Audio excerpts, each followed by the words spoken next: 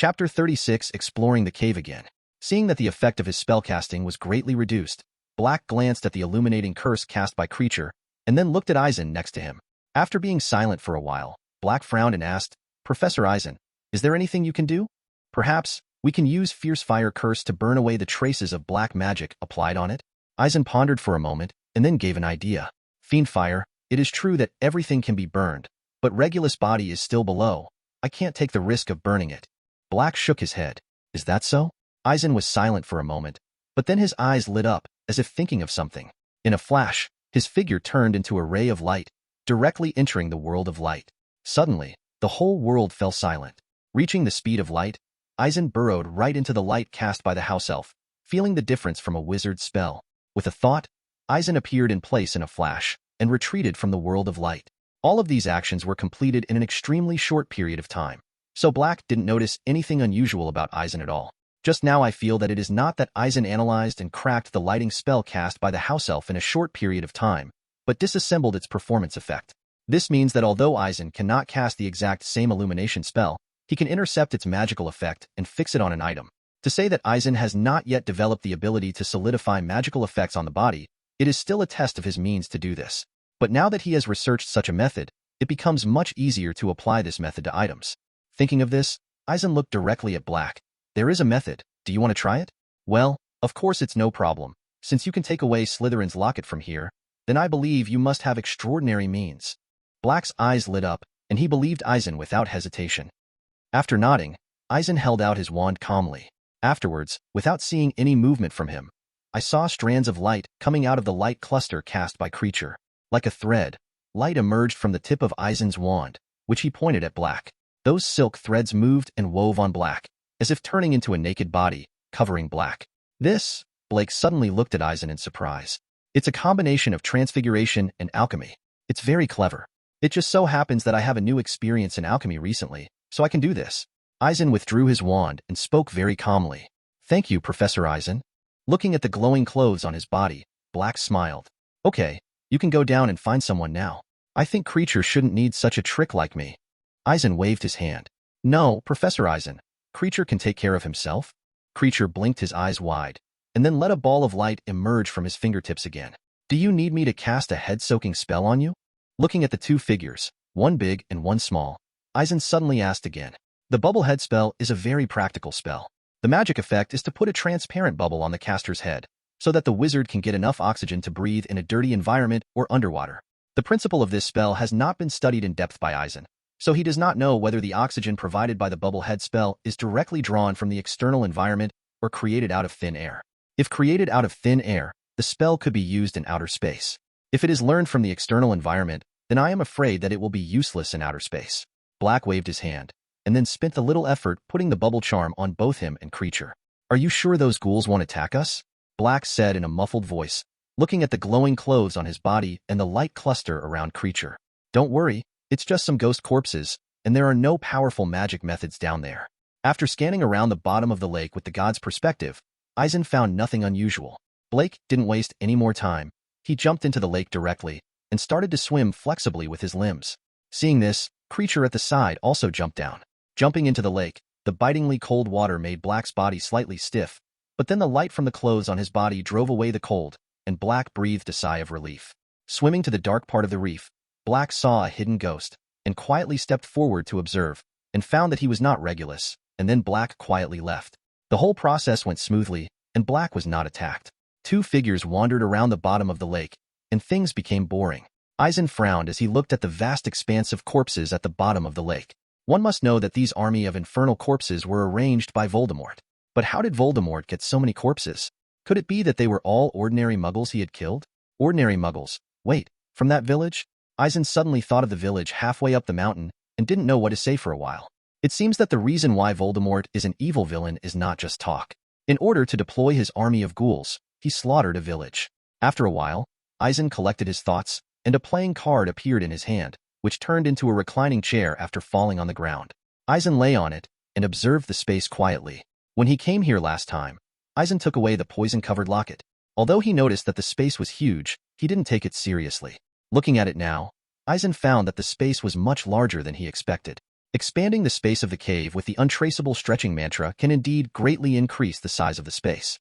But in this space right now, not to mention the black lake below should be described by the word boundless, even the ceiling above is also very high. Only when the god's perspective is turned on, can Eisen clearly see that the size of the boundary of the entire space almost exceeds the scope of vision. This made Eisen wonder whether Voldemort used the strength of his subordinates when he arranged the place. Otherwise, the space here itself was spacious enough, so that after Voldemort cast the untraceable stretching curse, it expanded to the present size. Time passed slowly, and 20 minutes passed before I knew it. Clatter. Black pulled Creature out of the lake, then looked at Eisen, panting. When he saw Eisen lying on the couch, his face darkened involuntarily. You're lying on a chair to sleep. It's... Black felt that Eisen's movements were outrageous. With such a gloomy environment around him, how could he lie there with peace of mind? Haven't you found it yet? Looking at Black and Creature who got out of the lake, Eisen turned his head and looked over. Maybe you should replenish some energy. With that suggestion, Eisen threw a few chocolate candies at Black. Black glanced at Eisen resentfully, and finally took the chocolate candy. After handing Creature 2, Black stuffed all the chocolate candies into his mouth. 100, 200, Black and Creature re-drilled into the bottom of the lake to find Regulus' body. But this black lake in the cave is indeed too big. In addition, their bodies are still glowing, so when they get close to the corpses, they will always avoid them, which greatly increases the difficulty for them to find Regulus. During this time, Eisen turned his attention to the stone basin in the middle of the black stone slab. Since the integrity of the black slate was destroyed, the poison inside was completely empty. However, Eisen suddenly thought of something. That is, Voldemort is not only a top master in black magic, but also a master in playing with curses. This is known from the curse he put on the defense against the dark arts class at Hogwarts. Eisen thought, since Voldemort could play with curses, why couldn't he curse Voldemort? If it is said that others are not willing and do not have the ability, then it is reasonable. But if it is said that Dumbledore does not have the ability, Eisen does not believe it. As for Dumbledore's reluctance, that's even more outrageous. You know, Dumbledore is definitely the one who can't wait to kill Voldemort for good. But strangely, it never occurred to him to curse this way. Chapter 37. Dumbledore knows the number of Horcruxes. Lying on the deck chair, Eisen thought quietly. After thinking for a long time, he suddenly realized that he had entered a dead end, because he used to always feel that this was an illusory world, and he couldn't blame him. After all, he had a preconceived idea. But in fact, he has lived in this world for so many years, and he deeply understands the authenticity of his environment. In other words, the things recorded in the original book are indeed happening in this world, but the things that are not recorded, how the world evolves, are beyond Eisen's knowledge. Maybe Dumbledore tried cursing Voldemort, but it just didn't work. Thinking about it this way, Eisen immediately stopped being entangled. After another half an hour, Blake emerged from the lake as if he was about to catch his breath, but Creature, who was still at the bottom of the lake, suddenly let out a cry of surprise. I found it. Creature found Master Regulus. Dash. The house elf's voice broke the silence, echoing in the cave over and over again. Eisen stood on the edge of the island in a flash, and the deck chair changed into a card again, and then burned to ashes. Blake, who had just got out of the lake, didn't say anything, turned over and got into the water after his expression changed, and followed the sound to swim in the direction of Creature. Afterwards, Black saw Creature dragging a familiar figure with both hands. The figure was not much different from the memory, but his face was much paler. Black murmured, not knowing what he was talking about. He didn't come to his senses until Creature sent Regulus to Black's side.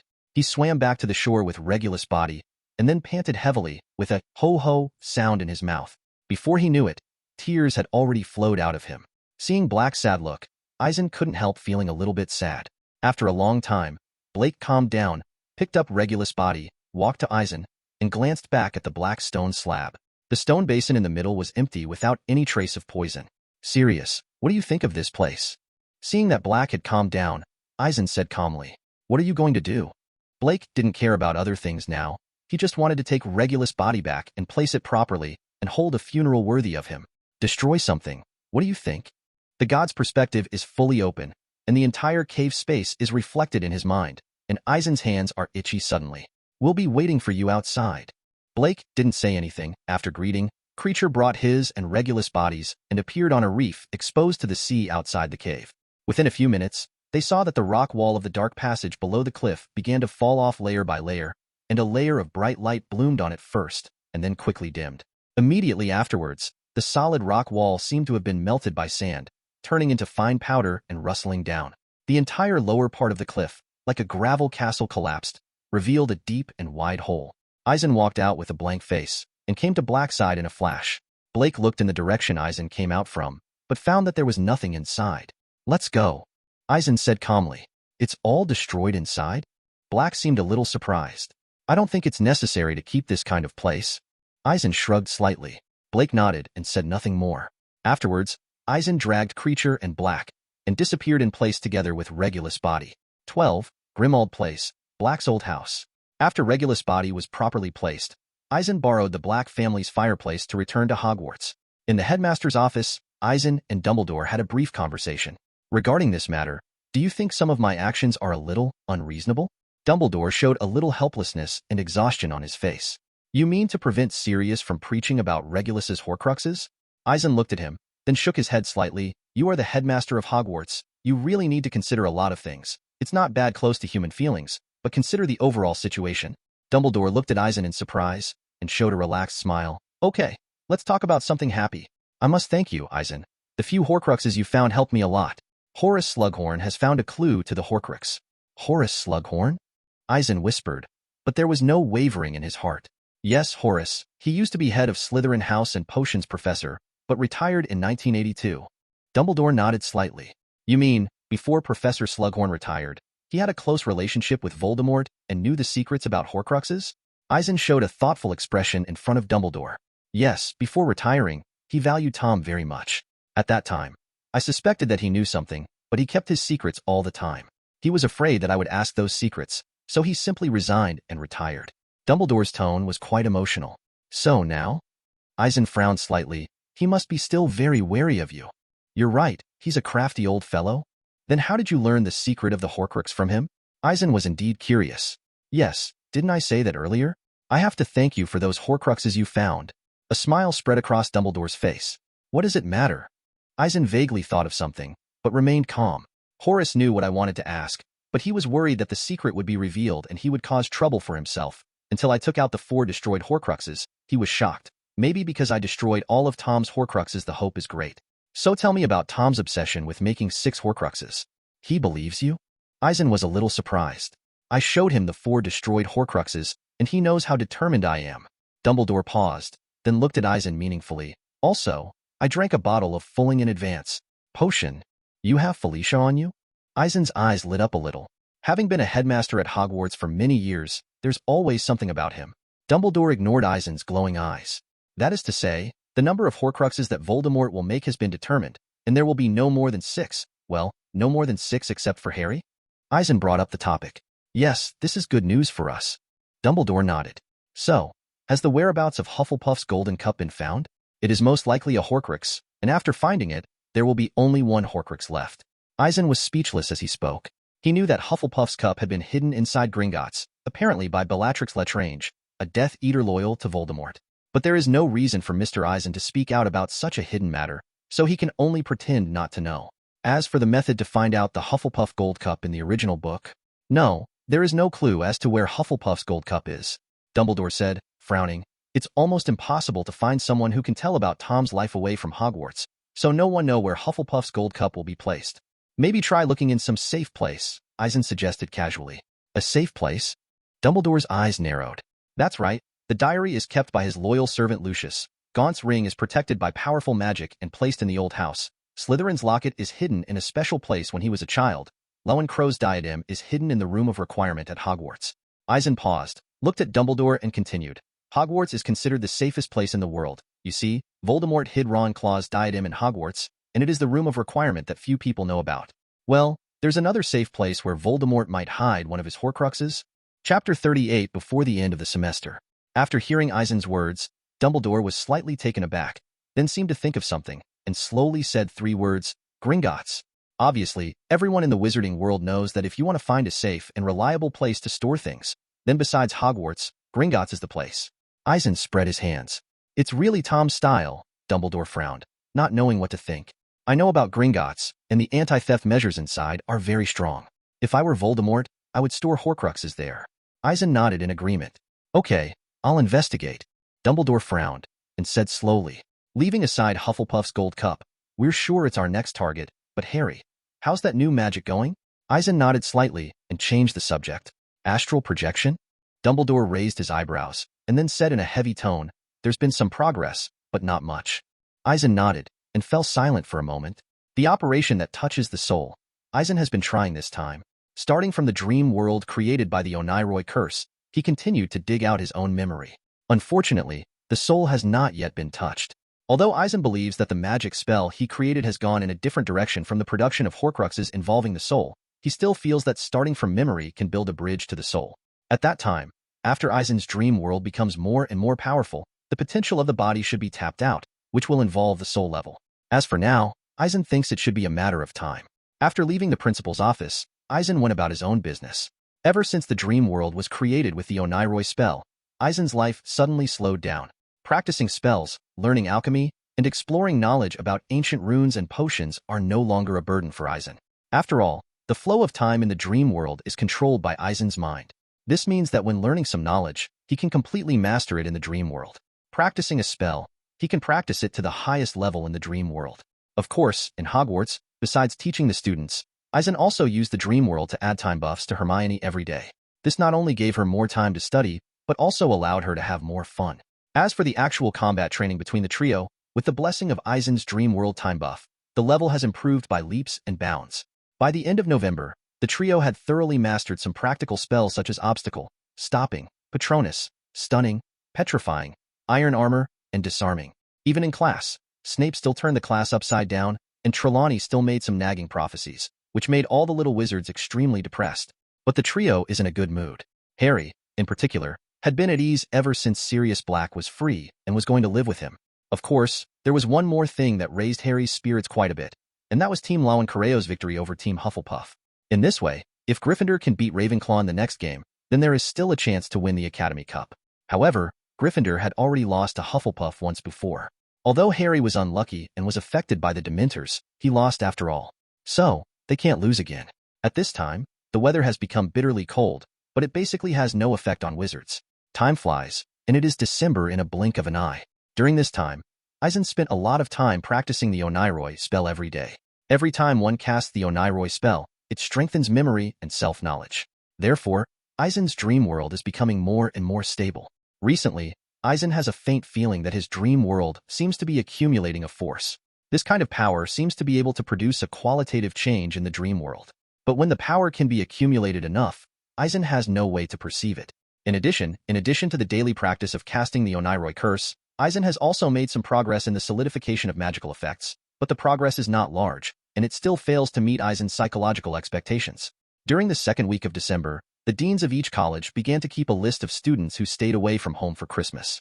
In the past, Harry would never go home and stay at Hogwarts. But this year, because of Sirius Black, Harry had already agreed to spend Christmas with him. Based on this, Ron had to plan to bid farewell to his little friend and go home for Christmas as well. As for Hermione's choice, it was beyond Eisen's expectation. She planned to stay in school, claiming that she wanted to check some materials in the library. Although it's not Christmas yet, the entire Hogwarts castle has already begun to spread the Christmas atmosphere. Professor Flitwick, the teacher of the charms class, even used magic to conjure up some shimmering fairies, flapping their wings and dancing in the classroom, decorating the whole classroom. As for Professor Snape and potions, he was dismissive of it. But I don't know if he was hurt by the matter of Peter Pettigrew. During this period of time, he seemed to be even colder. In the last week of the semester, wizards above the 3rd grade can go to Hogsmeade once again. On Friday evening, when Eisen was eating in the auditorium, the little wizards were discussing something, and everyone was in high spirits. "It's great to have everything you can buy for Christmas," Hermione said. "My mom and dad love the fudge mints from Honeydukes. Buy some and send them. Won't Harry go with you?" Eisen sat aside. Seeing Harry's dull look, couldn't help asking. "Harry's going to be left alone at school again," Ron said with his mouth full of rolls, swallowing. "As I said earlier, Sirius is your godfather. As your guardian, I think if you write him a letter, he will be happy to sign it for you to go to Hogsmeade." Eisen motioned to Harry for a moment. After all, that trip to Hogsmeade wasn't really Hogsmeade, was it? "I forgot. Thank you, Professor Eisen." Harry paused after eating slowly, as if stunned, then quickly jumped up from his seat, thanked Eisen, and left in a hurry. Hey, what did Harry do? Seeing Harry's actions like this, Ron next to him was stunned and asked, "Write to Sirius. Maybe he can go to Hogsmeade with you tomorrow." Eisen said calmly after swallowing the last piece of chicken. "Professor Eisen, are you home for Christmas?" Hermione stared at Eisen with wide eyes. "I'll probably go out and do some errands, but I'm supposed to be at Hogwarts the rest of the time." Anything? Eisen hesitated, then asked Hermione. That's really great. I'll stay at school for Christmas. I want to study more. Hermione couldn't hide the joy on her face. This was her purpose. No problem. I just like a very studious student like you. Eisen was taken aback, then gave Hermione a meaningful look and nodded with a smile. Thank you, Professor Eisen. Hermione blushed and turned her head away from Eisen. Seeing this scene, Eisen shook his head suddenly. Although Hermione's academic master attribute is brought into play a lot with the blessing of Eisen's dream world time buff, but the attributes of playing games and entertainment have also been developed a lot. If it wasn't for Eisen's intentional control, he even thought Hermione would be led directly into the ditch by his own game. Every night, Eisen used the dream world to open up to increase Hermione's study time by dozens of times. In this way, even if Hermione used the time turner to take all the courses, she still had enough time to rest. It can be seen with the naked eye that Hermione's condition has recovered rapidly during this period of time. This even made Eisen think that she didn't choose so many courses at all. Chapter 39, Buckbeak, Punishment Notice. Professor Eisen, are you going to Hogsmeade tomorrow? Ron asked suddenly.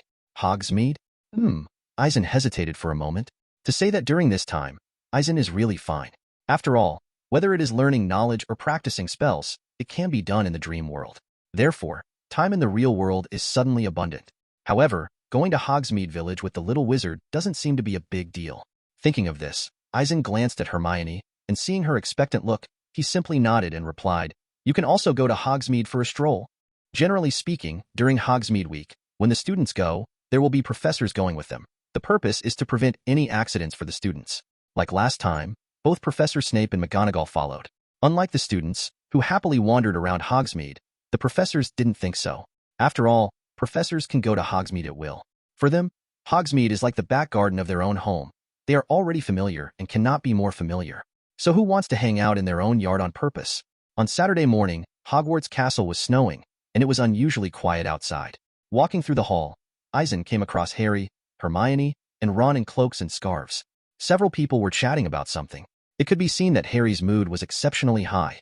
Harry had written to Black last night and seemed to have gotten a signature from him agreeing to go to Hogsmeade.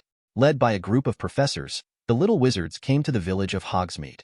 Different from the commercial street in modern society, people come and go wearing fancy clothes. The shops on both sides of the street are arranged irregularly. The signboards at the door are shining with colorful brilliance, and the words and paintings are enchanted to swim in the air. Of course, the most conspicuous thing is that there are garlands of holly on the door of every store, and the enchanted candles are hung on the trees in clusters. Eisen had been here before, so his desire to explore Hogsmeade was not that strong. Professor McGonagall and others went directly to the three broomsticks. Eisen volunteered to take up the patrol task. The little wizards rejoiced and went into the Davies Band store, Zocco's joke shop. From the outside, it looks like Christmas is in full swing this year, even in Hogsmeade. Whether it is a small hut or a shop, it is covered with a layer of crisp snow. For Eisen, visiting the whole of Hogsmeade is just a moment. After turning into light, the whole world stood still in Eisen's eyes.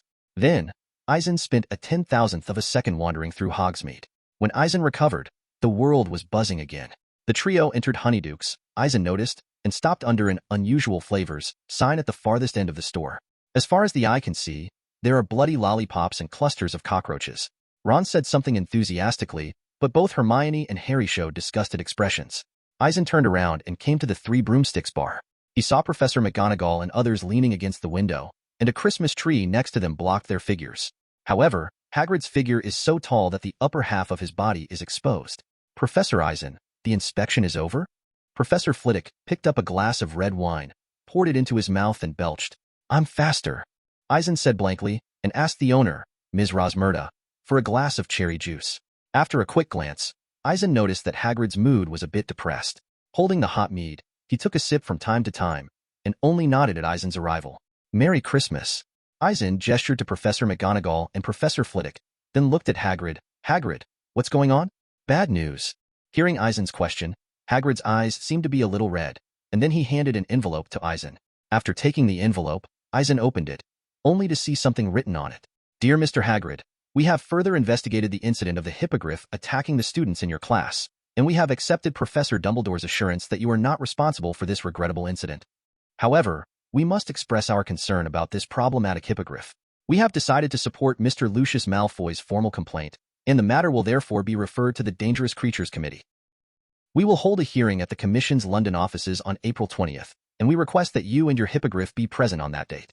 During this period, the hippogriff shall be tethered and quarantined. Your colleagues. No way. Everyone knows that your Buckbeak is not an evil hippogriff. Eisen comforted as he slapped the letter paper on the table. You don't know those weirdos from the Hazardous Creatures Committee? Hagrid said, tears seeming to be streaming down his face. They're going to F***K this funny animal, and they're going to kill it. Hagrid's emotions did increase a bit, but Eisen couldn't bear to look at them at the thought of Hagrid calling them funny animals. To others, they are somewhat scary animals, but to Hagrid, they are either funny or cute.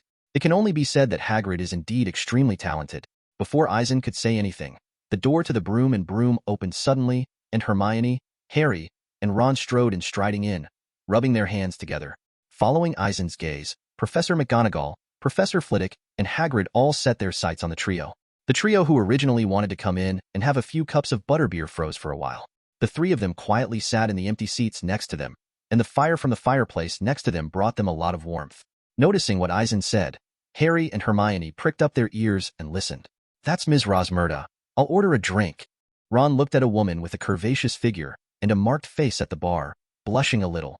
After finishing speaking, Ron rushed over impatiently. There were a lot of young wizards in the three broomsticks, so the professors didn't pay much attention to the arrival of the trio, so they looked away. Eisen smiled and nodded towards the trio, then turned to look at Hagrid. Don't worry, look, there are still 4 months until the hearing on April 20th. I think you need to prepare some strong plea, so that Buckbeak can be proved innocent. That's useless. Hagrid took a swig of his drink and said indignantly, those demons from the Dangerous Creatures Committee, they were all bought by Lucius Malfoy. If I lose the case, Buckbeak? Eisen nodded slightly, showing a thoughtful expression. In fact, this kind of thing is not a big deal at all. But Lucius wanted to hold on to it. Lucius had been kicked out of the Board of Trustees last year after failing to oust Dumbledore as headmaster of Hogwarts. Naturally, the prestige of the Malfoy family is not as good as before. Therefore, in order to boost the family's prestige again, Lucius seized an opportunity. As long as he can make a breakthrough from Hagrid and Buckbeak, it means that he will win the next round of the contest with Dumbledore. In doing so, he could regain the family's lost prestige. Apparently, it had been so long since Delica Malfoy's injury that the Ministry of Magic and the school board had had some discussions. Eisen guessed that the members of the Hogwarts school board were unwilling to offend Dumbledore, but they were also reluctant to give up the galleon sent by the Malfoy family. Thus, Dumbledore held Hagrid free of any responsibility, but Buckbeak, the hippogriff, was put to death. This is the result of the exchange of interests. As for the hearing, Eisen thinks it is just an unnecessary procedure. It can be said that if there are no other accidents, Buckbeak's execution is doomed. Chapter 40 Eisen's Method. Looking at the depressed Hagrid, Eisen couldn't help but sigh.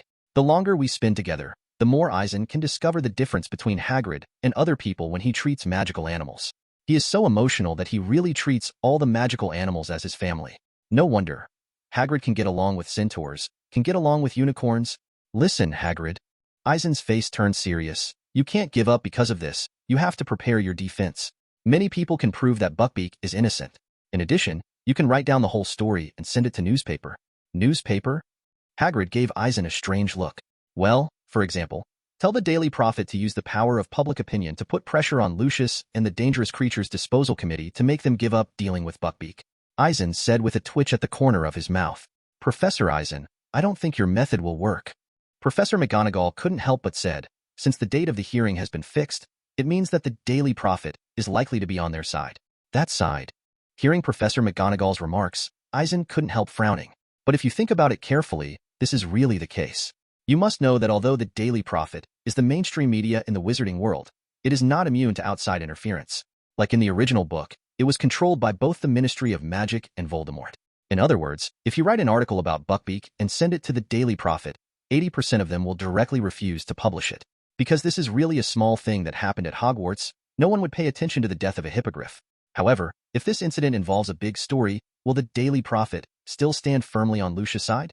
For example, the contest between Lucius and Dumbledore was also revealed to the Daily Prophet. So, does the Daily Prophet want sales, or does it want to benefit Lucius? Eisen isn't sure about this. Maybe, you can try other newspapers. After thinking for a moment, Eisen frowned. For example, The Quibbler and Wizard Weekly. The influence of these two newspapers is far less than that of the Daily Prophet, and they may not have any influence on the Committee on the Disposal of Dangerous Creatures. Professor McGonagall retorted. Then Buckbeak must die? Eisen spread his hands and was a little speechless. Hearing Eisen's words, Hagrid suddenly sobbed. tears streaming down the front of his leather vest. Does Dumbledore know about this? Hagrid. Professor Flitwick patted Hagrid's thick forearm. Hagrid wiped his tears and shook his head.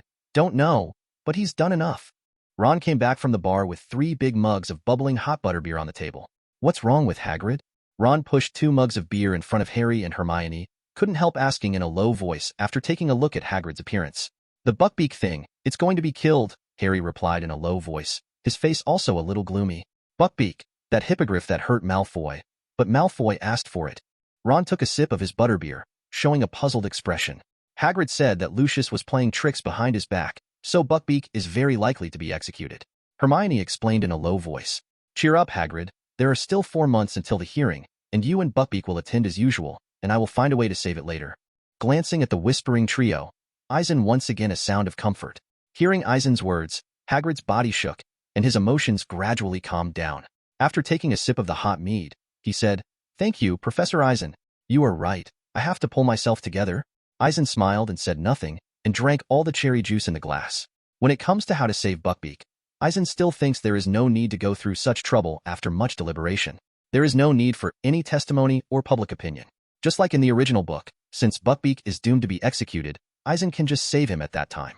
The original plot was that Hermione and Harry rescued Buckbeak, who was about to be executed through the time converter. For Eisen, it doesn't have to be so troublesome.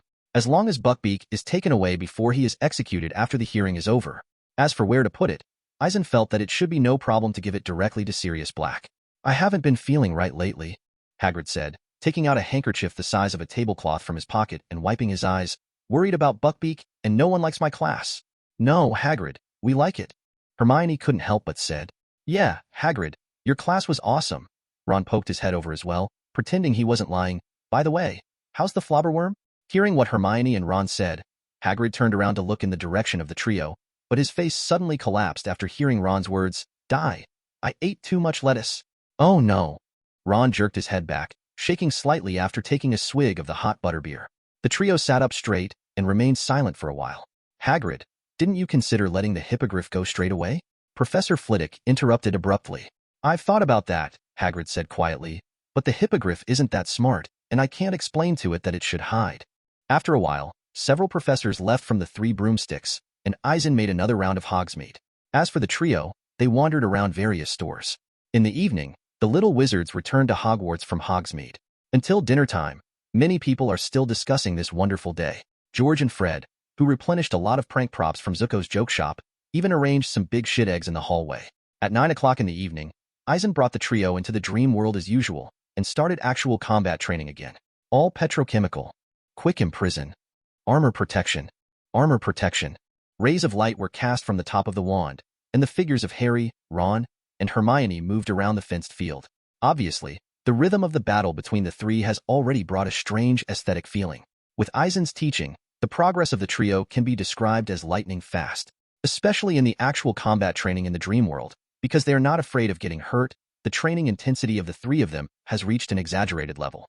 Sitting on the roof of the house at the edge of the field, watching Harry and Ron take turns attacking Hermione, Eisen thought that their strength was no less than that of the senior students in the 6th and 7th grades. Even the power of certain spells has reached the level of an adult wizard. After practice, the trio spoke to Eisen about Hagrid. Hermione and Harry, who vowed to help Hagrid prepare a strong defense, even decided to go as Hagrid's witnesses together. Although Eisen already understood that these actions were useless, it did not discourage their enthusiasm. After all, this is the kindness of the trio. However, Eisen temporarily put these things behind him. This school year, the big events that originally happened at Hogwarts School revolved around Sirius Black and Pettigrew Peter. But with Eisen on board, the school year is less than halfway through, and the big issues have been sorted out. Sirius Black was acquitted, and he could live in the wizarding world with integrity. Eisen doesn't want to think about the impact of this aspect for the time being, but Pettigrew Peter was directly imprisoned in Azkaban, and the impact is particularly far-reaching. However, Eisen didn't want to think about it that much. However, now that the major events that were supposed to happen this school year have been resolved, Eisen plans to think about his own affairs next. What's the matter? It's just a matter of trying time travel by yourself. Chapter 41. The Prophecy at the Dinner Table. Time travel is just a simple word, but the actual meaning it represents is extraordinary. Since Eisen incorporated the time travel feature, he has been holding back the urge to go back in time. It's not that Eisen doesn't want to time travel, but he has been considering whether to time travel. Because time in this world is too fragile, Eisen couldn't help but be careless. However, thinking of Hermione playing with the time turner every day, Eisen finally made up his mind. After all, there is always a step to take. Simply, half of this school year has passed, and there is no major event to happen. Therefore, Eisen intends to conduct time travel experiments in the coming time. Just in time, Christmas is coming, and Hogwarts Castle will be empty by then. Time flies, and it is Christmas Eve in a blink of an eye. The magnificent decorations were done inside Hogwarts Castle, and although there were very few students staying, friezes of holly and mistletoe were hung in the corridors throughout the castle. In the auditorium, as usual, there were 12 Christmas trees, shining with golden stars. The smell of cooking food radiated and even spread into the hallway. The little wizards have all gone home for Christmas. Among the trio, Ron left Hogwarts to go home. Harry also left school because of Sirius Black, and only Hermione chose to stay in school. On Christmas morning, Eisen saw Hermione in the auditorium. Although the entire auditorium was decorated in a Christmas atmosphere, it was empty and looked very deserted. Hermione sat at the long table. Although there were a few servings of food in front of her, most of them were long pages of parchment. The parchment was folded and put aside, on which was written, "Testing on the effective way of arithmetic divination." In addition, Hermione is also studying ancient rune translation. It could be seen that, as a top student, even on Christmas Day, Hermione was still willing to bury her head in the ocean of knowledge. It's Christmas vacation, and you still work so hard? Eisen came to Hermione's side, picked up a copy of the digital icon and looked at it, only to find that it was extraordinarily complicated.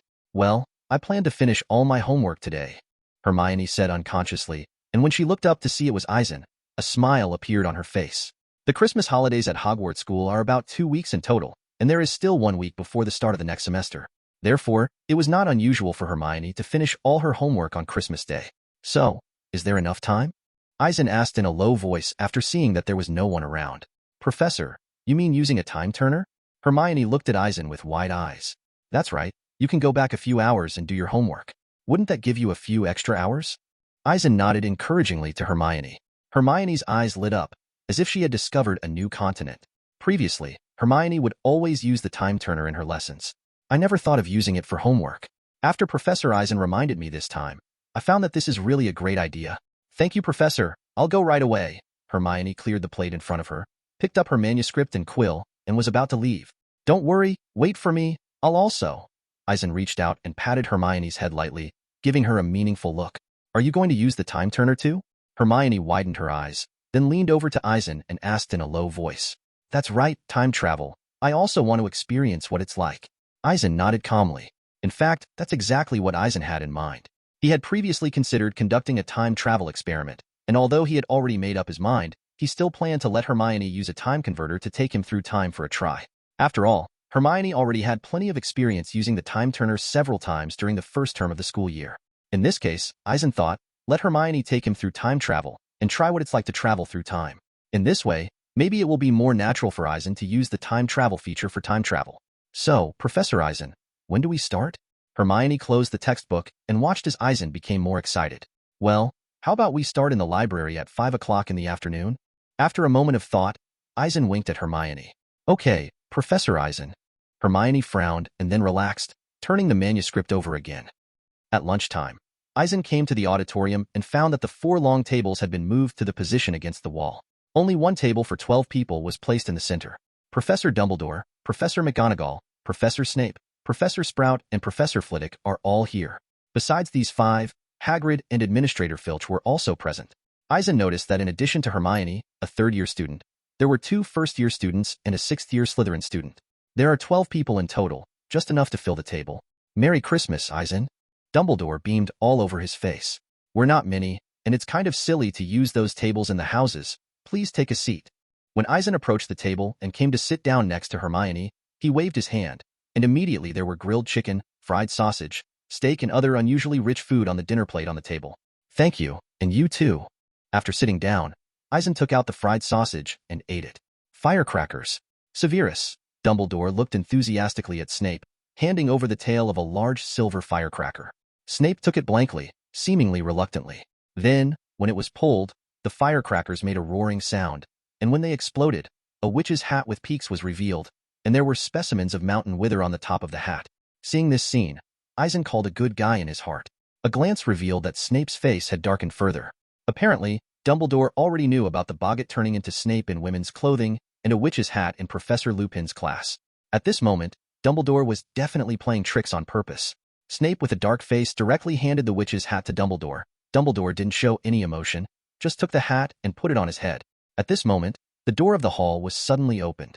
Looking up, Eisen realized that it was the divination professor Sybil Trelawney who came in. To celebrate Christmas, she dons a green dress decorated with tinsel. It looks like a shiny, oversized dragonfly. Sybil, it's a pleasure to have you. Dumbledore stood up and welcomed Professor Trelawney. Headmaster, I've been looking at the crystal ball.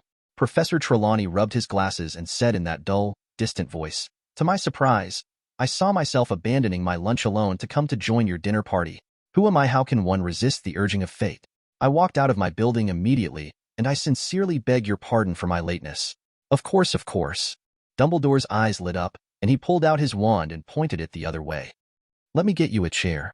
Following Dumbledore's movement, a chair was pulled out of nowhere and landed between Professor Snape and Professor McGonagall with a dull bang. However, Professor Trelawney did not sit down, and after scanning the circle of people around the table, he suddenly let out a scream. I dare not. Principal, if I sit down, there will be 13 people at the table. There is nothing more unlucky than 13. Never forget that if 13 people eat together, they will be the first to stand up after the meal. The one who dies will be the first to die. We're willing to take the risk, Sybil. Professor McGonagall grew impatient. Sit down.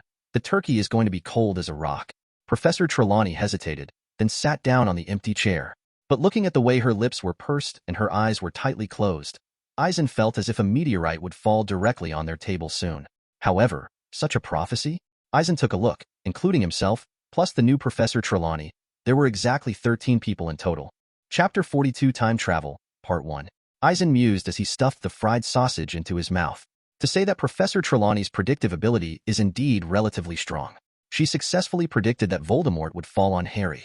It was also predicted that what Lavender was afraid of would happen one day, and it also came true. At first glance, Professor Trelawney's prediction must be amazing. However, she has taught divination at Hogwarts for more than 10 years. How many times has the prophecy fulfilled? You know, Professor Dumbledore and McGonagall, who have also stayed at Hogwarts for decades, know her very well. But Professor McGonagall believes that Professor Trelawney is a liar with no skills. The reason for this is that for more than 10 years, Professor Trelawney has predicted that a student will die every year, but none of the predictions have come true. Because of this, Trelawney's predictions are nonsense. In the original book, there are Harry and Ron on the Christmas lunch table, plus Professor Trelawney, a total of 13 people. It was said that Ron still had Peter Pettigrew's animagus transformation in his pocket, so there were 13 before Professor Trelawney sat down. But in fact, the original book doesn't even mention whether Ron has pet scabbers in his pocket. Furthermore, even if it is really in the pocket, Professor Trelawney's prediction is also the first person to stand up after a meal dies first. But when Dumbledore stood up, the meal hadn't even started yet. However, if Harry's subsequent kill by Voldemort counted as a death, then Trelawney's prophecy had come true. However, it was another matter for Harry to come back to life afterwards. At this moment, although Harry and Ron were not at the table, Hagrid and Eisen were. The same 13 people, Trelawney also made such a prophecy, and Eisen was not sure whether it would be fulfilled for a while. Thinking of this, Eisen suddenly remembered the prediction made by Trelawney at the last dinner, and Eisen didn't take it seriously at that time. However, thinking of Trelawney saying that he saw a beam of light, Eisen suddenly felt a little weird.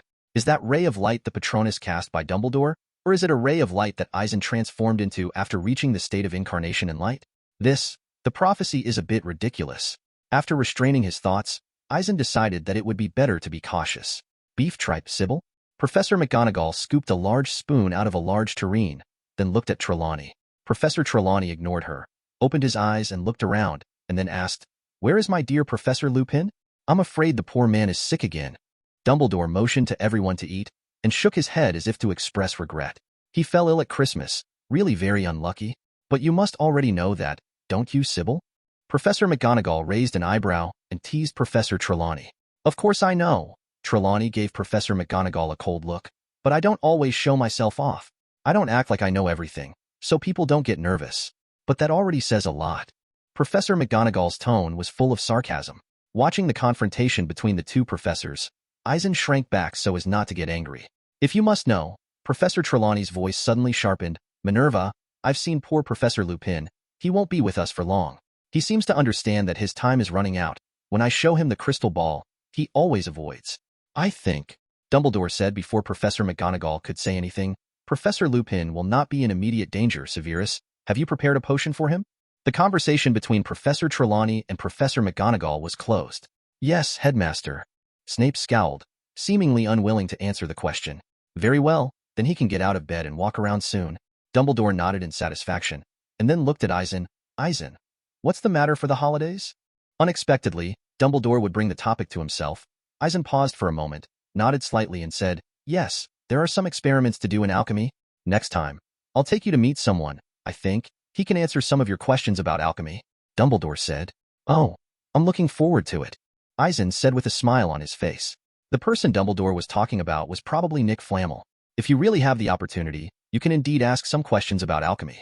2 hours later, the Christmas dinner was over. Even though Eisen was already full, he still sat still. After all, he didn't want to be the first to stand up either. On the other hand, Professor Trelawney behaved very normally. But as soon as Dumbledore stood up to leave the table, she screamed loudly. Oh my God, Principal, you are the first to leave your seat. I don't think it's anything, Sybil. Dumbledore smiled nonchalantly, then pointed to the outside of the hall. Unless there's a mad axeman waiting outside the door, intent on chopping the first person who walks into the hall. There were smiles on the faces of several professors, and even Hermione couldn't help laughing. This made Professor Trelawney feel offended. Now that Dumbledore had stood up and left the table, Eisen didn't have to sit there all the time. At 5 o'clock in the afternoon, Eisen saw Hermione holding the manuscript at the library door. Obviously, Hermione is also ready for the time travel. After entering the library, Eisen found that there was no one in the library. When they came to a desk next to a bookshelf with Hermione, the two stopped and sat down on a bench. Are you ready? Let's start. Looking at Hermione sitting next to him, Eisen spoke. After taking a deep breath, Hermione nodded, took the time turner out of her neck, and approached Eisen to put the gold chain on his head. Getting close to Eisen, feeling his breath, Hermione blushed. Just be on the safe side, just reverse the time by 4 hours. Seeing Hermione's actions, Eisen smiled and gave his own suggestion. Okay, Professor Eisen. Hermione nodded, and after calming down, she reached out and turned the hourglass timer 4 times. The moment Hermione let go, a feeling of retreating quickly emerged in Eisen's mind. Immediately afterwards, the clouds of Mohu Lake passed by, and some unusual sounds rang in the ears. Immediately afterwards, Eisen felt himself on solid ground again. After his vision became clear, Eisen found himself still sitting on a bench in a bookshelf in the library, with Hermione sitting next to him, and the two were bound together by a gold chain. Is this time travel? After taking the gold chain off his neck, Eisen looked at the time and found that it really went back 4 hours. That's right, Professor Eisen. It was obviously not the first time to go back to the past, but Hermione suddenly felt very excited. Eisen nodded, and Hermione, who was holding the manuscript, got up and sat down at a desk under a bookshelf in the back of the library. Okay, don't get caught. Eisen directly put on the magic of blocking prying eyes, hiding the two of them. While Hermione began to concentrate on her homework, Eisen began to silently feel the condition of her body. After feeling it carefully, Eisen didn't find anything unusual. With God's perspective fully open and Hogwarts reflected in his mind, Eisen found another Eisen and Hermione in the Great Hall. Apparently, they were still having dinner with Dumbledore and the others. After the God's perspective was turned off, Eisen pondered for a while. In fact, when traveling through time in this world, if you go back to the past, there is a very important rule, that is, you cannot let yourself see yourself. Although Eisen thought it wouldn't be a big deal even if he saw himself, after thinking about it, he found some reasons. If there is no transformation magus or compound potion in this world, then when you go back to the past and see yourself, all you can think of is the possibility of time travel. But there are compound potions and disguise mags in this world, which means that when I see myself, the first thing I think of is others are pretending to be me. As soon as this idea appears, the possibility of doing it directly is very high. Therefore, the possibility of going back to the past to be bumped into by oneself, and then being attacked and killed by oneself appeared. Because of this, Eisen feels that when wizards use time turners to go back in time, they avoid having their past selves discover themselves. Of course, after the past self discovers the future self, it will inevitably lead to another problem, which is to change the future. After all, the past self knows the future self uses a time turner once the past self discovers the future self. In this way, even if the future self doesn't say anything, the past self knows that this event itself has actually changed history. In this way, the butterfly effect caused cannot be easily eliminated. Chapter 43 Time Travel, Part 2. Thinking of this, Eisen's face has shown a sudden look. If Eisen himself has integrated the legendary time travel feature, then he will definitely return to the past in the future. But since Eisen has not met his future self now, it means that there are two possibilities. One is that the future self never travels back in time. The other is that the future self traveled through time and space and went back to the past to hide himself from being discovered by the present self. Although the first possibility is also possible, Eisen knows his temper, so he thinks this possibility is unlikely. In this way, there is only the second possibility. While thinking about it, Eisen restrained his thoughts and once again applied a few invisibility spells to himself and Hermione. Although the past self did not observe the situation in the library from the perspective of God, Eisen still needs to be cautious. And this also reminded Eisen that when he wants to travel back in time in the future, he should hide himself when he should hide himself. Time passed slowly, and 4 hours passed quickly. Hermione seemed to have finished her homework and sat there with Eisen quietly waiting. At the moment when the time came to 5 o'clock, footsteps came from outside the library. At this moment, Eisen noticed that Hermione was beckoning to him with her eyes narrowed. Eisen nodded slightly, obviously unable to speak. "Are you ready? Let's start." A voice came to Eisen's ears from a distance across several bookshelves. That voice, obviously, was Eisen's own voice. "Be safe. Just reverse the time by 4 hours." "Okay, Professor Eisen." After Eisen's voice and Hermione's voice came, the library fell silent. "It's over." Eisen looked at Hermione with a big smile on his face. "Yes, Professor Eisen." Hermione stepped forward and threw herself into Eisen's arms, hugged her hard, and then turned around with a flushed face. "Let's go." Seeing Hermione's actions, Eisen smiled slightly and greeted her. The two left the library calmly. After separating from Hermione, Eisen left Hogwarts directly for the secret base in Antarctica. Lying on the recliner in the bedroom, Eisen quietly thought about the next move. Just now, he traveled through time with Hermione using the time turner, and he didn't feel that there was anything wrong with it. Therefore, the next step is to try to use the time-traveling characteristics of the body to travel. It's just that, unlike using the time converter, Eisen's time-traveling feature still needs to be tried. Thinking of this, Eisen came out of the secret base with a thought. Looking at the icy and snowy scenery, Eisen took a deep breath and then activated the silent power of time in his body. As the thoughts turned, it seemed as if they had entered another dimension, and the whole person was plunged into darkness. Using the power of the legendary time travel feature, Eisen found that it didn't feel the same as using the time turner. When using the time converter, not only travel back in time, but also bring a sense of spatial dislocation. But after he activated the power in his body, he found that the time travel characteristic seemed to take him directly into another dimension, which was very similar to the feeling when he was transformed into light. Then, the thoughts were still spinning, and the light came back to Eisen's eyes. Looking at the icy and snowy scene around him, Eisen felt his whole body and found nothing unusual. Feeling the surging magic power in his body and the mighty power of time that fell silent again, the corners of Eisen's mouth curled up slightly, revealing a little smile. When the god's perspective was opened, he scanned the location of the secret base carefully and found that there was no trace at all. Obviously, Eisen has returned to the time before the secret base was dug. Using his ability to time travel for the first time, under the control of Eisen, he went back to January 1st, 1990. However, because it was his first attempt, he didn't go busy with other things. Instead, after waiting quietly for 5 hours, he activated the time power in his body again and returned to the present. In a flash, he came to the secret base, and seeing that nothing had changed, Eisen's face became more and more joyful. The Phantom returned to Hogwarts invisible, and Eisen stayed for another full day, but he didn't realize that his return to the past had any impact on the present. However, thinking of the time travel cases that have appeared in this world before, Eisen couldn't hold back and tried again. This time, Eisen did not go outside, but directly entered the Forbidden Forest, activated the power to travel through time, and then came directly to 1900. The line of sight changed for a while, and the place where Eisen was standing was still deep in the Forbidden Forest. After looking around, Eisen noticed some differences in the growth of some trees, but overall, it still looks lush. It can be seen that even though there has been a difference of nearly 100 years, the Forbidden Forest does not seem to have changed much.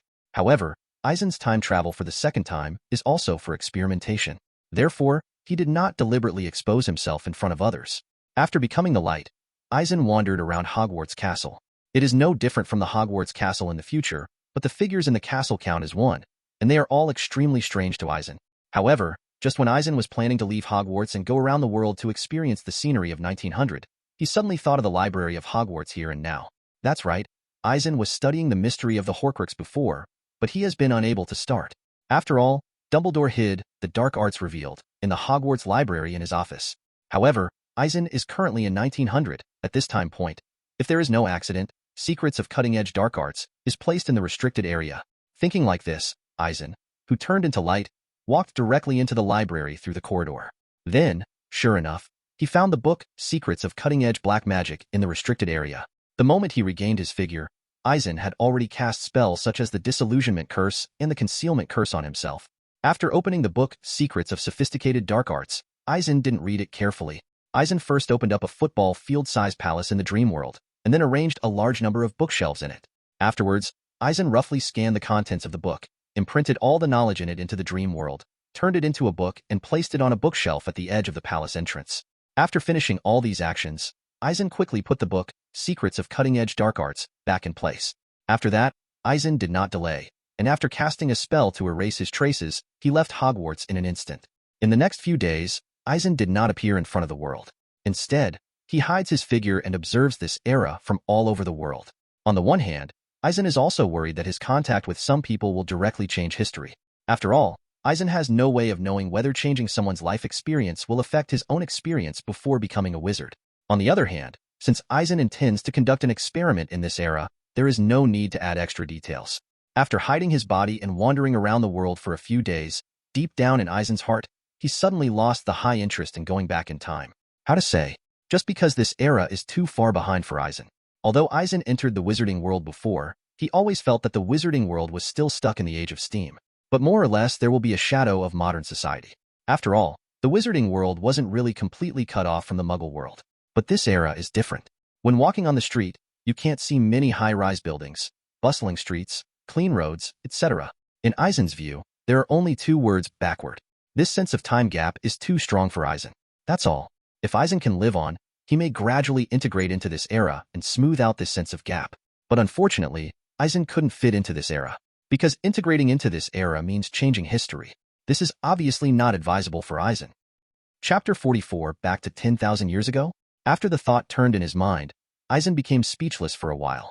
With memories of previous lives, Eisen knows that many people usually desire to travel through the other world, or to be reborn decades ago, to return to a certain era in the past, and so on. Among them, going back to a certain era in the past to fight for world hegemony is a very marketable idea. For example, back to the Three Kingdoms period, back to the Sui and Tang dynasties, and so on. Leaving aside whether it is fighting for hegemony or not, at least firing glass and making soap are the most popular ways to make a fortune. But these are all useless to Eisen, because going back to the past in this world is not a one-way ticket for Eisen. So once he did something out of line, it would be outrageous for him to be directly affected by future changes. Thinking about it this way, Eisen suddenly found that he was integrated with the legendary time travel feature, which is simply a tasteless thing, okay? If we go back to the past, Eisen can use the extra time to practice spells or delve into other knowledge. So it is indeed possible. But it was a coincidence that Eisen created an unprecedented magic spell, the Oniroi spell. It also created a portable dream world. What's more, Eisen can control the flow of time in the dream world at will. In this way, if Eisen wants to practice magic spells or delve into other knowledge, don't he have as much time as he needs? Now, wouldn't it be very tasteless to go back to the past and use the extra time? So what's the use of going back in time? Unfortunately, Eisen is not an archaeological expert in the Muggle world, so he doesn't want to investigate some unsolved mysteries in history. However, it is still useful to secretly investigate the production method of some magical props. For example, Nicole Flamel lived so long because he succeeded in making the Philosopher's Stone. If only Eisen could go back to the time when Nicole Flamel made the Sorcerer's Stone, it means that he can get the production process of the Philosopher's Stone. Thinking about it this way, Eisen felt that the time travel feature on his body was still useful. As for learning the special skills of an ancient figure, Eisen said that it is not necessary. Because of Goldfinger, Eisen's strength will always improve over time. Only, speaking of Goldfinger, Eisen suddenly discovered something in a flash, because he suddenly thought of using the time travel feature to go back to the past. In fact, after a lot of extra time, one aspect of the usefulness is very exaggerated. Previously, all he was thinking about was that to increase his time, he only needed to enter the dream world to adjust the flow of time. However, the dream world is illusory and cannot directly increase Eisen's strength. For example, a major effect of Eisen's Goldfinger can increase the mana by 10 points every day. Even if Eisen stays in the dream world for several months or years, the real world is still the same. However, Eisen suddenly thought, if he went directly back to 10,000 years ago and survived from 10,000 years ago instead of actively returning to modern times, wouldn't the magic power in his body break through the sky directly after tens of thousands of years of accumulation? At that time, what Voldemort will be at hand? Of course, in addition to the growth of magic power in the body, there is also the miraculous property of 1 copy per year. For a long time, Eisen has been silent about the way to obtain the miracle property. You can only get one automatically every year. But if you go back to 10,000 years ago and live in the present society, then Eisen is definitely going to take off. At that time, storage space characteristics, space shuttle characteristics, flight characteristics, and so on. Everything Eisen could think of was integrated into it. After merging the features that can be fused, repeat the fusion of the previously fused features. For example, the characteristics of the storage space, no matter how you say it, must be integrated into a space that can hold the entire Earth. Space shuttle characteristics, no matter how you say it, must also incorporate the ability to travel to and from the Virgo galaxy at will. Transcendent line of sight characteristics, no matter how you say it, it is necessary to integrate a pair of eyes that can see through the entire universe. At that time, it will not be a problem for Eisen to sweep the entire universe with his own power. Eisen was shocked at the thought of the possibility of reaching such heights. After the shock, Eisen began to doubt himself. Obviously, he came to the world of Harry Potter to be a passerby professor. Why did his style of painting suddenly change, and he became the Supreme Wizard of Hogwarts? Supreme Mage Eisen. It sounds good, but it always feels a little unlucky. Shaking his head, Eisen thought of another question. In fact, there is nothing wrong with the idea of Eisen going straight back to the present society 10,000 years ago.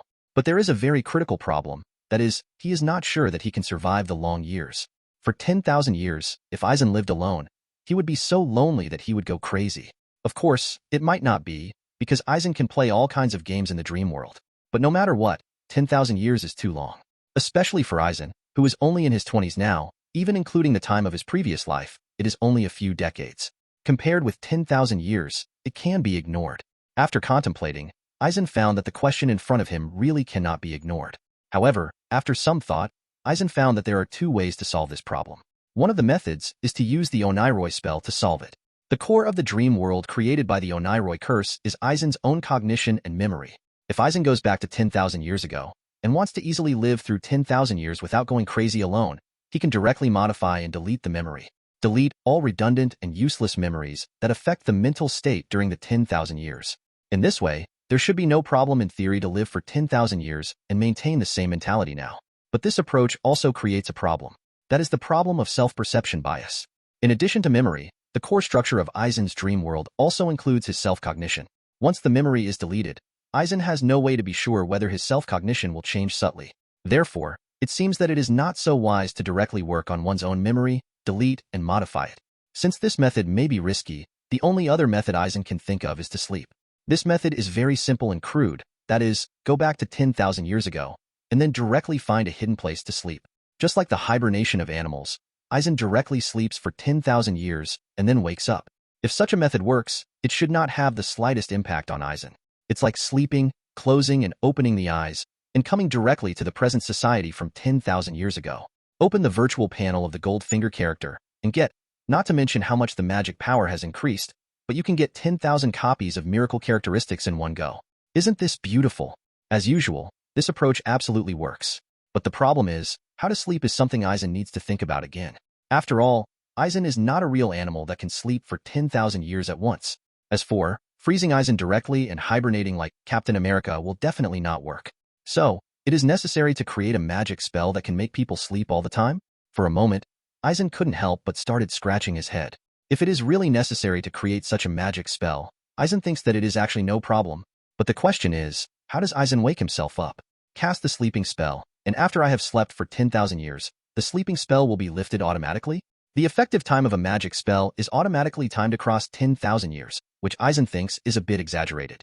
Or, make a puppet, let it cast a spell to wake itself up after 10,000 years? No matter how you think about it, it feels unsafe. But Eisen suddenly thought of his dream world again. Previously, Eisen always wanted to add some time, so he adjusted the time flow rate of the dream world a lot faster. In this way, one day in the real world can pass, and decades, or even hundreds of years can pass in the dream world. But at this moment, Eisen suddenly thought, since the time flow in the dream world is controlled by Eisen's mind, can it be directly slowed down to a certain level? For example, spend a day in the dream world, and after waking up, hundreds of years have passed in the outside world. This seems to work. Hey. Chapter 45 Backlash from Time. Please subscribe. After figuring out some things, Eisen suddenly became excited. Not caring about traveling around, Eisen turned into light and came to the Himalayas, got into a cave, and began to try his own method.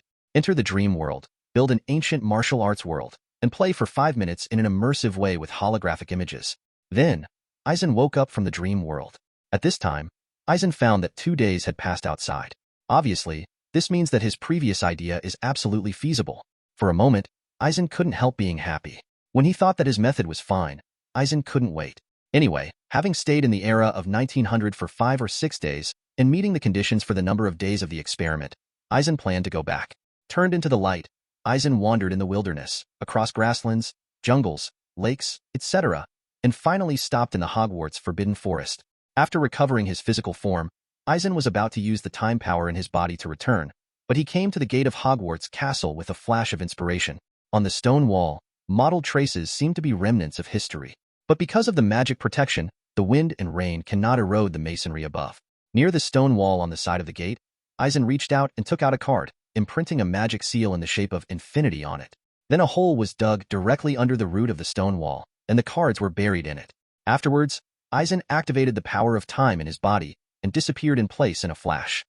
On December 26, 1993, outside Hogwarts Castle, deep in the Forbidden Forest, Eisen's figure appeared out of thin air. After changing his gaze, Eisen confirmed that he was back here again. After glancing around, Eisen relaxed a lot. It's better to be in your own time. Eisen couldn't help sighing, but the smile gradually spread from the corner of his mouth. However, before Eisen could make any other moves, he suddenly felt a backlash force appearing in Eisen's body out of thin air, as if it wanted to plunder his life essence. Under the slight change of complexion, Eisen did not dare to neglect, mobilized the magic power in his body, closed his eyes and concentrated on fighting against the backlash. Time is passing by second. From the outside world, Eisen, who closed his eyes, seems to be in a place where time is turbulent. Su'er's body is full of vitality, wrinkles are everywhere, and black hair has turned into white hair. At first glance, he has fallen. I am old. But then, Eisen's skin became smooth again, his white hair turned into black again, and he regained his youthful posture. Against the backlash in the body, Eisen's magical power seemed to have very limited effects. Fortunately, Eisen has the characteristic of immortality, and the vitality plundered by the counterattack force has little effect on Eisen. Therefore, when the longevity in Eisen's body is plundered and he becomes old, the immortality will take effect and he will return to his original state. However, that backlashing force seems to also contain the characteristics of the power of time. In addition to plundering life, there is also a destructiveness that makes Eisen a little confused. In Eisen's perception, it seems that time flows quickly. In a blink of an eye, there are vicissitudes, and in a moment of thought, an eternity. This sense of confusion floated on the level of consciousness, which made him even a little confused. For a while, I felt that the time flow was extremely fast, and then I felt that the time flow was extremely slow. Fortunately, Eisen still has the characteristic of time travel in his body, which gradually plays a role in resisting the destruction of this kind of time power, protecting Eisen from the time in the real world and the confusion, so that he will not be harmed by time itself. The outside world, 10 minutes later.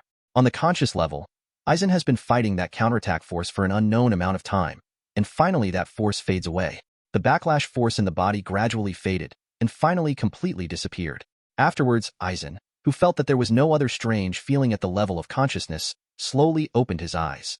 Feeling the situation in the body, the power of immortality and the power of time travel have become silent again. After finding that there was nothing wrong with him, Eisen finally breathed a sigh of relief. Afterwards, Eisen couldn't help showing a wry smile on his face, with cold sweat faintly breaking out on his forehead, feeling terrified of his actions. As for why there is a backlash when returning to the present time and space, Eisen speculates that it should be a kind of damage to the time reversal itself by going back to the past. Eisen knew some of the side effects of going back in time. Just like the Department of Mysteries once experimented, the witch who returned to the present and was trapped for 5 days in the past suddenly became 5 centuries old. This has long been expected for Eisen. Just like the previous backlash that constantly plundered the vitality in his body, with the characteristic of immortality in his body, it should be easy for him to survive this catastrophe. However, what Eisen didn't expect was that in the counterattack force, there was also the destructive power of time itself. After careful consideration, Eisen became somewhat clear. It was the same witch who went back to the past and was trapped for 5 days.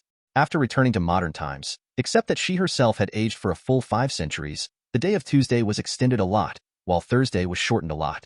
From this point of view, the backlash that Eisen suffered earlier, the plunder of vitality and lifespan, should be a manifestation of the normal passage of time reflected on his body.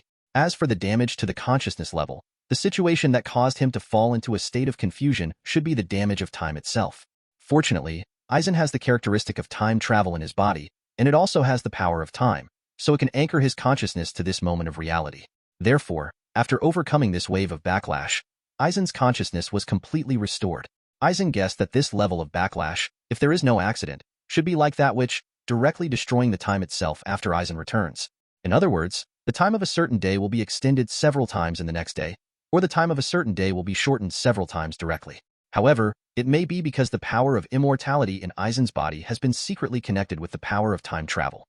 After Eisen returned to the present, when the passage of time was reflected on Eisen's body, the damage of time itself was directly linked to a backlash to Eisen's body and did not spread out. Fortunately, Eisen has the time travel property and the immortality property to carry it directly. If you don't carry it over and get lost directly, I'm afraid the damage of time itself will spread out and affect the whole world. Thoughts flashed through his mind, and Eisen still had some fear on his face. Previous time travel with Hermione and his first time travel experiment back to 1990. These 2 times of time travel, although one used the time converter and the other time he traveled back by himself, but he did not make any outrageous actions. For example, using the time turner does no harm to the traveler or time itself, and the maximum rewind time is around 5 hours. After that, Eisen took the initiative to travel back in time. If he went back to 1900, he would let himself go and stay in that era for more than 5 days. Eisen intentionally stopped for a little longer, thinking that he possessed the property of immortality and was not afraid of the side effects of aging. Unexpectedly, but almost ignored the damage to time itself. Fortunately, the time travel characteristic integrated into Eisen allows him to resist the backlash of the damage of time itself. Glancing around, seeing the depths of the forbidden forest hidden deep, Eisen returned to Hogwarts Castle and his office as soon as he thought about it. Sitting in the chair behind the desk, Eisen slowly pondered. This time the time travel experiment, although Eisen felt scared after experiencing it, but after thinking about it, he vaguely understood how the backlash force came from.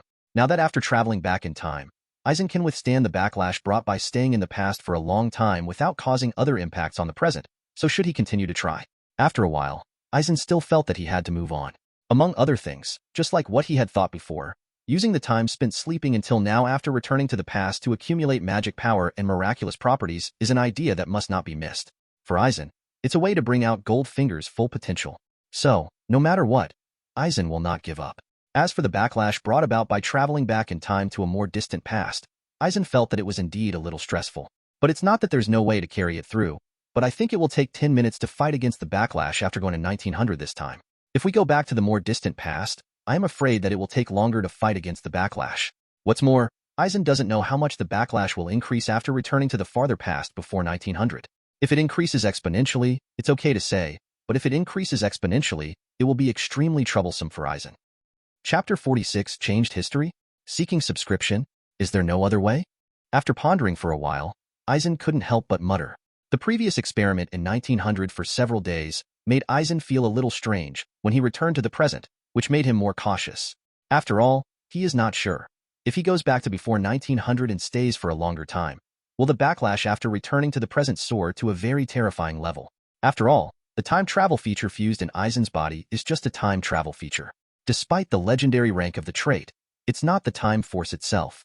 Therefore, the time travel feature endows Eisen with the ability to anchor the moment of reality at the level of consciousness, so that he will not always be lost in the backlash of time itself, but the strength of time power carried by the time travel feature itself is not enough to reduce the lost time of Eisen. Unless Eisen masters the power of time itself, he can ignore the backlash of time. But can Eisen master the timing? Anyway, he can't see a shred of hope at present. But Eisen seemed to think of something. His eyes suddenly lit up. He suddenly felt that since the time travel characteristic of the fusion in the body does not carry enough time power to resist the stronger time backlash, wouldn't it be enough to continue to integrate the time travel characteristic?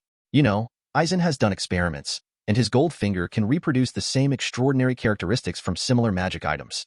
In this way, if a few more copies of the time travel feature are integrated into the body, then it should be able to achieve its wish. However, when he thought that his purpose was to use the time difference to accumulate magic power and miraculous properties, Eisen thought of another problem. That's the difference between going back 10,000 years and going back 100 years.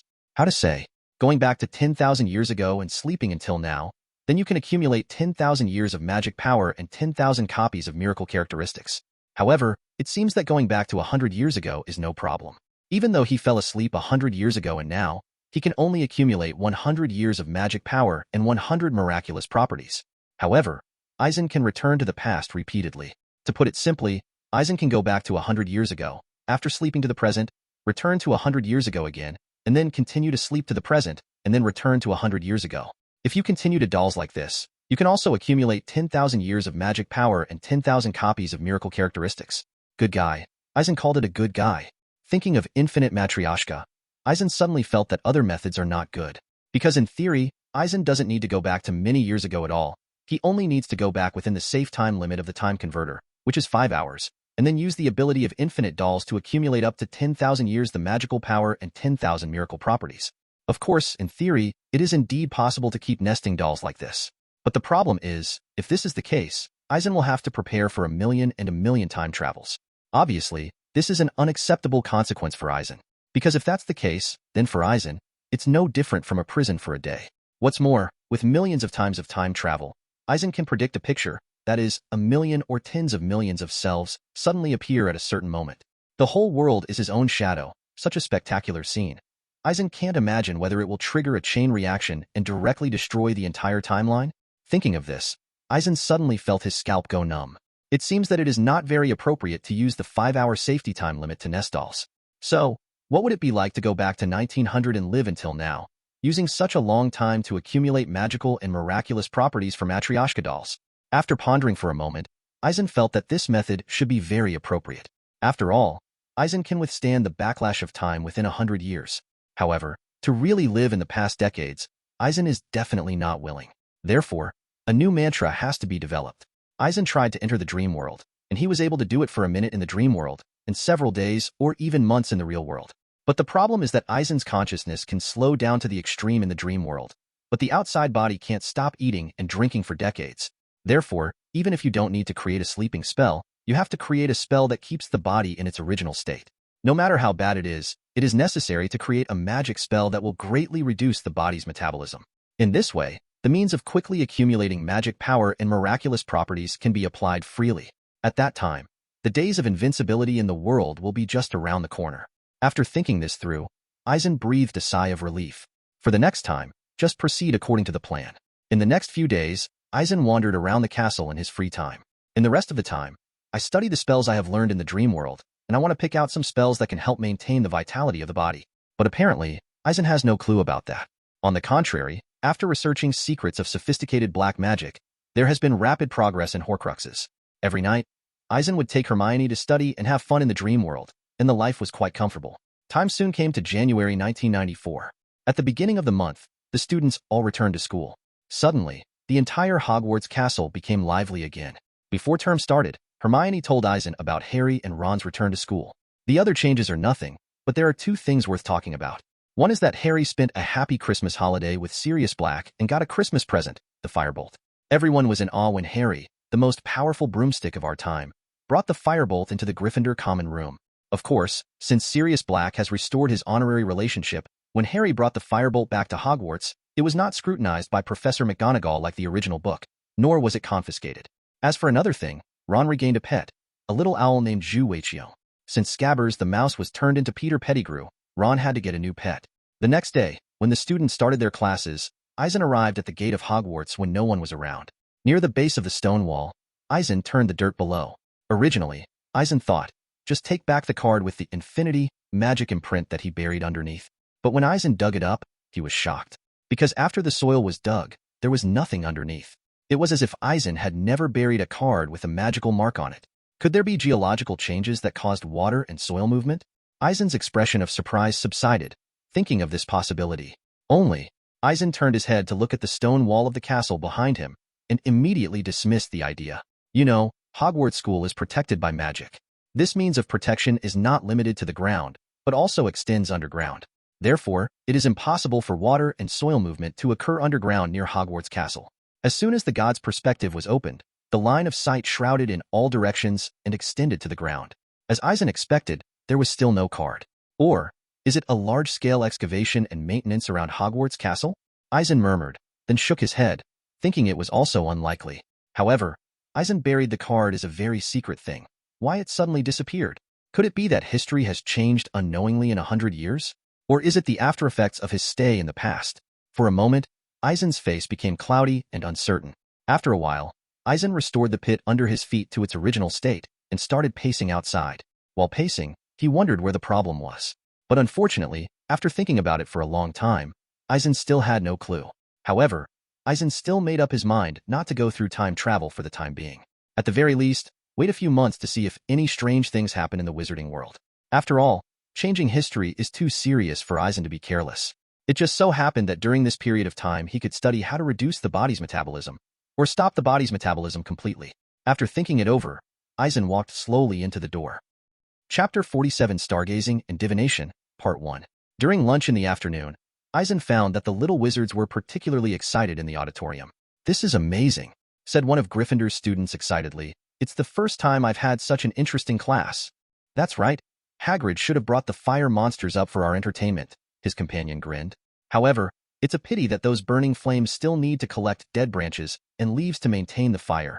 His regretful expression seemed a little exaggerated. It can be seen that the action of collecting dead branches made him reduce some of the actions of teasing the fire monster, which made him less fun in the process of making fun. As a Hogwarts student, he always thought that he could magically make those dead branches and leaves fly automatically to add to the fire. "It's okay. I finally don't have to take care of those flobber caterpillars." Another Gryffindor girl had a happy expression on her face. Hearing the conversation of several people, Hermione at the side couldn't help but finally said, "Of course I don't need to take care of those flobber caterpillars, because Hagrid's flobber caterpillars are already dead, strangled by lettuce." Looking at the friends who were discussing enthusiastically, Ron on the side couldn't help touching his nose and turning his head to the other side, not wanting them to see his shy expression. No way. Hagrid's flobberworm died because Ron fed it too much lettuce. The little wizards were already moving around the dining table. The dinner on the table is extraordinarily rich, including baked potatoes, black pudding, sandwiches, turkey legs, bread, sausages, etc., which will whet everyone's appetite. "How was your Christmas break this year, Harry?" Hermione asked softly. "It's great. I think I'll live there forever." Harry had a big smile on his face. "Where's Sirius Black? Is he all right?" Ron took a bite of the turkey leg and turned to look at Harry. "He's fine, but he's been busy preparing for his brother's funeral recently, and he doesn't want other people to interfere." Harry nodded and said softly, "His brother, Regulus Black, isn't he?" Ron exclaimed, "He's really cool. He's definitely a lone hero. As a Death Eater, he plays with mystery. He is absolutely worthy of this honor." "Yeah, he stole the mysterious man's treasure and replaced it with a fake one, and then died calmly. I really can't believe how much courage he had to make such a decision." Harry's face showed an inexplicable expression. For a moment, not only the trio, but also Simo, Dean and others next to them showed reverence.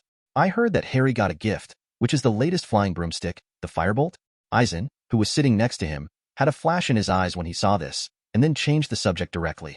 "That's right. It was a Christmas present from Sirius Black to Harry." Speaking of the broomstick, Ron suddenly became excited.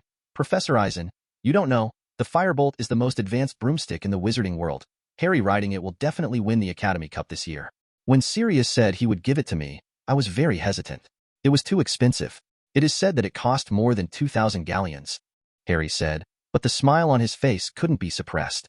"Go down." Eisen glanced at Harry with a strange face. Has the savior learned Versailles yet? But let's be honest, firebolts are extremely rare for anyone who likes Quidditch these days.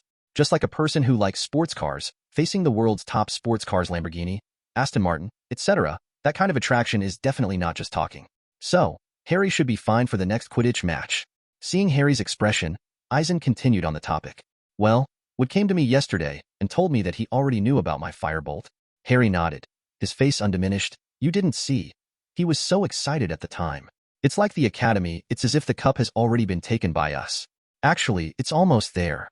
Ron took a sip of pumpkin juice and said impatiently, "With a firebolt, the strength of the Gryffindor team will increase a lot, and they will definitely beat Ravenclaw and Slytherin by then.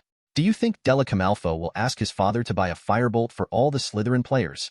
Eisen said casually, watching Harry and Ron who were in high spirits. "That's impossible." Ron's expression froze, and he retorted loudly, "The rocket crossbow is so expensive. No matter how rich the Malfoy family is, it's impossible to buy a firebolt for everyone. Quasi-bankruptcy." After nodding slightly, Eisen didn't say anything more. To be honest, the price of the firebolt is indeed exaggerated. You know, the prize money for the Triwizard Tournament is only 1,000 galleons. But just this 1,000 galleons is enough for West to let the twin brothers open a store. But the price of the firebolt is more than 2,000 galleons, and one firebolt can cost 2 stores, which is like robbing. However, Eisen wasn't too keen on broomsticks and Quidditch games, so he didn't take them to heart. After eating, Eisen and the trio came out of the auditorium and walked to a courtyard. Beside the zigzag path, clusters of plants grow extremely densely. When you push aside the red fruits in the bushes, you can see mistletoe dotted inside. Fortunately, serious grievances have been cleared. Ron suddenly said this again. Otherwise, if he gave Harry the firebolt gift, I'm afraid the school would have taken it away for review. A firebolt is still under review. What will they do? Harry looked at Ron in surprise. I don't know. Maybe the firebolt will be dismantled and inspected. Ron shrugged. Remove it? That's a firebolt. Harry's face changed suddenly. That's right. If Sirius hadn't been cleared of his grievances, then everyone would think that he escaped from prison because of you, Harry. In this way, the firebolt you received would be considered a dangerous item by the professors. As a result, Eisen stopped in the middle of speaking, but the trio understood what Eisen meant. Yes, Harry, think about it. When you go to Hogsmeade on Halloween, you want Professor McGonagall to approve you to go, but she won't. Ron had a look of approval on his face. With her strictness with his temperament, he will definitely dismantle the firebolts of unknown origin as dangerous items. However, everyone now knows that Sirius is innocent, so Harry had a look of relief on his face. So Harry, you're going to show off your powers in the next Quidditch match. Eisen took the conversation and smiled at Harry. Hearing Eisen's words, Ron and Harry's faces brightened with smiles. Luna, what are you doing there? Hermione suddenly looked across the garden. Eisen turned his head and saw a little girl with dark golden brown hair standing on the other side of the garden. She carried the box in one hand and the wreath of mistletoe in the other. Luna Lovegood is currently a second-year student at Hogwarts. Because she often talks about things that don't exist in the eyes of others, such as harassing horseflies and curved-horned snoring beasts, she is considered a crazy girl. Today Luna didn't wear her pair of demon-proof glasses, so the slightly protruding eyes gave people a sense of surprise. Perhaps it was because of Hermione's whereabouts. Luna looked over with a hint of hiding. Then she tossed the mistletoe wreath aside and waved in a singing tone. Hello, Harry, Hermione, Ron, and Professor Eisen. It's a pleasure to meet you. With such a gesture, it was as if he suddenly found Eisen and others walking towards the garden. What are you doing here? Harry said, suddenly looking curious. I'm waiting for Ginny. We agreed to go on a picnic together. Do you want to come together? Luna lifted the box and shook it gently. Her dark golden brown hair was also dangling. However, her eyes were on Eisen from time to time, as if she was worried about something. Ginny? Ron looked skeptical. You guys going on a picnic? Luna. Ginny ran over from the other side, and she shouted to Luna out of breath, giving the impression that she was almost out of breath. Chapter 48 Stargazing and Divination, Part 2. Sorry, I'm late. Fred and George have been pestering me. Let's go. Don't let people know that we are going to visit the centaur in the Forbidden Forest, Professor Eisen. Halfway through the words, Ginny seeing Eisen standing in the distance, he became stunned. You know, the Forbidden Forest part of Hogwarts School is forbidden to students. As a result, Ginny talks about entering the Forbidden Forest in front of Eisen. Ginny, who had just reacted, shrank behind Luna with her face blushing and her head lowered, regardless of Harry and the others. Looking at Luna, who was also a little embarrassed beside Ginny, Eisen still didn't understand what was going on with the worried look she showed when she looked at him just now. Well, the Forbidden Forest is a very dangerous place. Eisen said without hesitation, for your safety, I think it is necessary for me to go to the picnic with you. Saying this, Eisen gave Luna a meaningful look. In fact, as a Hogwarts professor, although he is only a professor of astronomy, Eisen also has the right and obligation to prohibit students from entering the Forbidden Forest. However, Eisen is confident that he has enough strength to protect them. Therefore, it is not a big deal to go to the Forbidden Forest together. Seeing Professor Eisen's posture, Luna smiled, bent down and picked up the mistletoe garland on the ground, put it on her head, and hummed softly. Afterwards, the group walked to Hagrid's hut. Good job in care of magical creatures today, and the trio are going to tell him all the compliments about Hagrid, and take a look at Buckbeak. Harry said, So, when you're talking about a picnic, are you actually visiting a centaur? Well, we're going to see Buckbeak. Maybe they'll become friends? Having said that, Harry seemed to feel something was wrong. Apparently, the hippogriff and the centaur do look a little similar in shape, but they are indeed two completely different species. You know, the wisdom of the centaurs is not much worse than that of humans, and the hippogriff is just a wild beast. Comparing them together like this, and saying that they will become friends, wouldn't it be an insult to the horse people? For a moment, Harry stammered, I didn't mean that. I meant, relationship, yes, their relationship can be like friends. Luna's cheerful tone didn't change at all. It's okay, Harry. Firenze is very friendly. He won't mind what you say. Firenze? Harry froze for a moment, and then said in surprise, I know him, Firenze. In the 1st grade, I met a dark wizard who hunted unicorns. He worked for you-know-who, and he helped I escape from there. The centaur Firenze who rescued you from Quirrell and brought you to Hagrid? Hermione looked at Harry with a look of sudden realization. Afterwards, Harry told her and Ron about it. Unexpectedly, the centaur that Luna and Ginny were going to visit was Firenze who had saved Harry. Yes, he looks young, with blue eyes and Baijin-colored hair, a silver body, and looks very strong. Harry nodded. When the group arrived at Hagrid's hut, Hagrid was weeding the pumpkin patch. Seeing the burly Hagrid gesticulating in the field with a wand in his hand, Eisen couldn't bear to look directly at him. Hagrid! Eisen greeted him. Hagrid looked back. Professor Eisen and Harry, Ron, and Hermione. Oh, there are two little girls. One is from Wes, Ginny Weiss. What's the name of the other? Luna. Luna Lovegood. Luna shook her head, her voice extremely sweet. Speaking of it, Luna's normal speaking voice is very different from other people's, as if she is singing. And it seems that she is afraid of waking someone up in a dream, and it sounds very comfortable. Hagrid, is Buckbeak all right? Harry got to the point, looking at Buckbeak tethered in the distance, with a worried look on his face. Buckbeak was chained behind a tree on one side of the pumpkin patch, with his head turned from side to side while his paws were stretched out to scratch the ground. Not bad. The hearing on April 20th. Hagrid scratched his head, said in a low voice and looked at Eisen. Don't worry, I said I would find a way to make Buckbeak okay. Eisen answered in the affirmative, making Hagrid heave a sigh of relief. However, when Hagrid heard that Harry and the others were going to visit the centaur in the Forbidden Forest, his eyes widened again. Had it not been for Eisen's reassurance that they would be safe, Hagrid would have yelled, well, if it wasn't for Professor Eisen to follow, I would never agree to allow you to go to the Forbidden Forest. It's too dangerous. Hagrid muttered, and finally agreed to take them to meet the centaur Firenze. After seeing the centaur Firenze, the little wizards greeted him cordially, and Luna directly took the garland of mistletoe from her head and put it on Firenze's head. Afterwards, he took out food from the box and shared it with everyone. After such an operation, it really tastes like a picnic, not to mention. Seeing the centaur Firenze again, Harry sincerely expressed his life-saving feelings to him. However, Harry was always at a loss as to what Firenze said about astrology. Instead, Hermione and Luna listened to Firenze with great interest. The aura recently emitted by Mars is somewhat abnormal. It looks very strange, and it seems to indicate something to us. Firenze said what the centaurs could see. He then suggested a fire and smoke divination by burning sage and mallow. Unexpectedly, Luna carried these things with her. So, Luna, Hermione, Harry, Ron, and Ginny all did as Eisen watched with interest. Then, the smoke filled the air, and under the blowing of the wind, it rushed into the nostrils of Eisen and others. Hagrid stood a little further away, but was still sneezing. As if ignoring the smoke completely, Firenze lay on the ground observing the burnt traces of sage and sweet mallow, as if looking for certain patterns and shapes that could be predicted. Looks like a pair of eagle wings. Ron gave his answer after a cursory glance. I think it's more like a cloud. Ginny looked around and expressed her opinion. Eisen stood quietly aside and did not speak. Because to be honest, the traces after the burn, the patterns and shapes, are completely invisible to Eisen. In other words, in the eyes of the horse people, they can indeed see certain things, but humans cannot. How to put it, just as Professor Trelawney said, if there is no horizon of vision, there is no way to see the future through the fog. After raising his head, Firenze showed doubts on his face. He glanced at Harry and then set his eyes on Luna. You are the most spiritual human being I have ever seen. Can you tell me what you saw? I saw a grand party, and everyone was cheering and celebrating. Luna pulled a blade of grass from the ground and said happily. It seemed to be said casually, and he seemed extremely indifferent.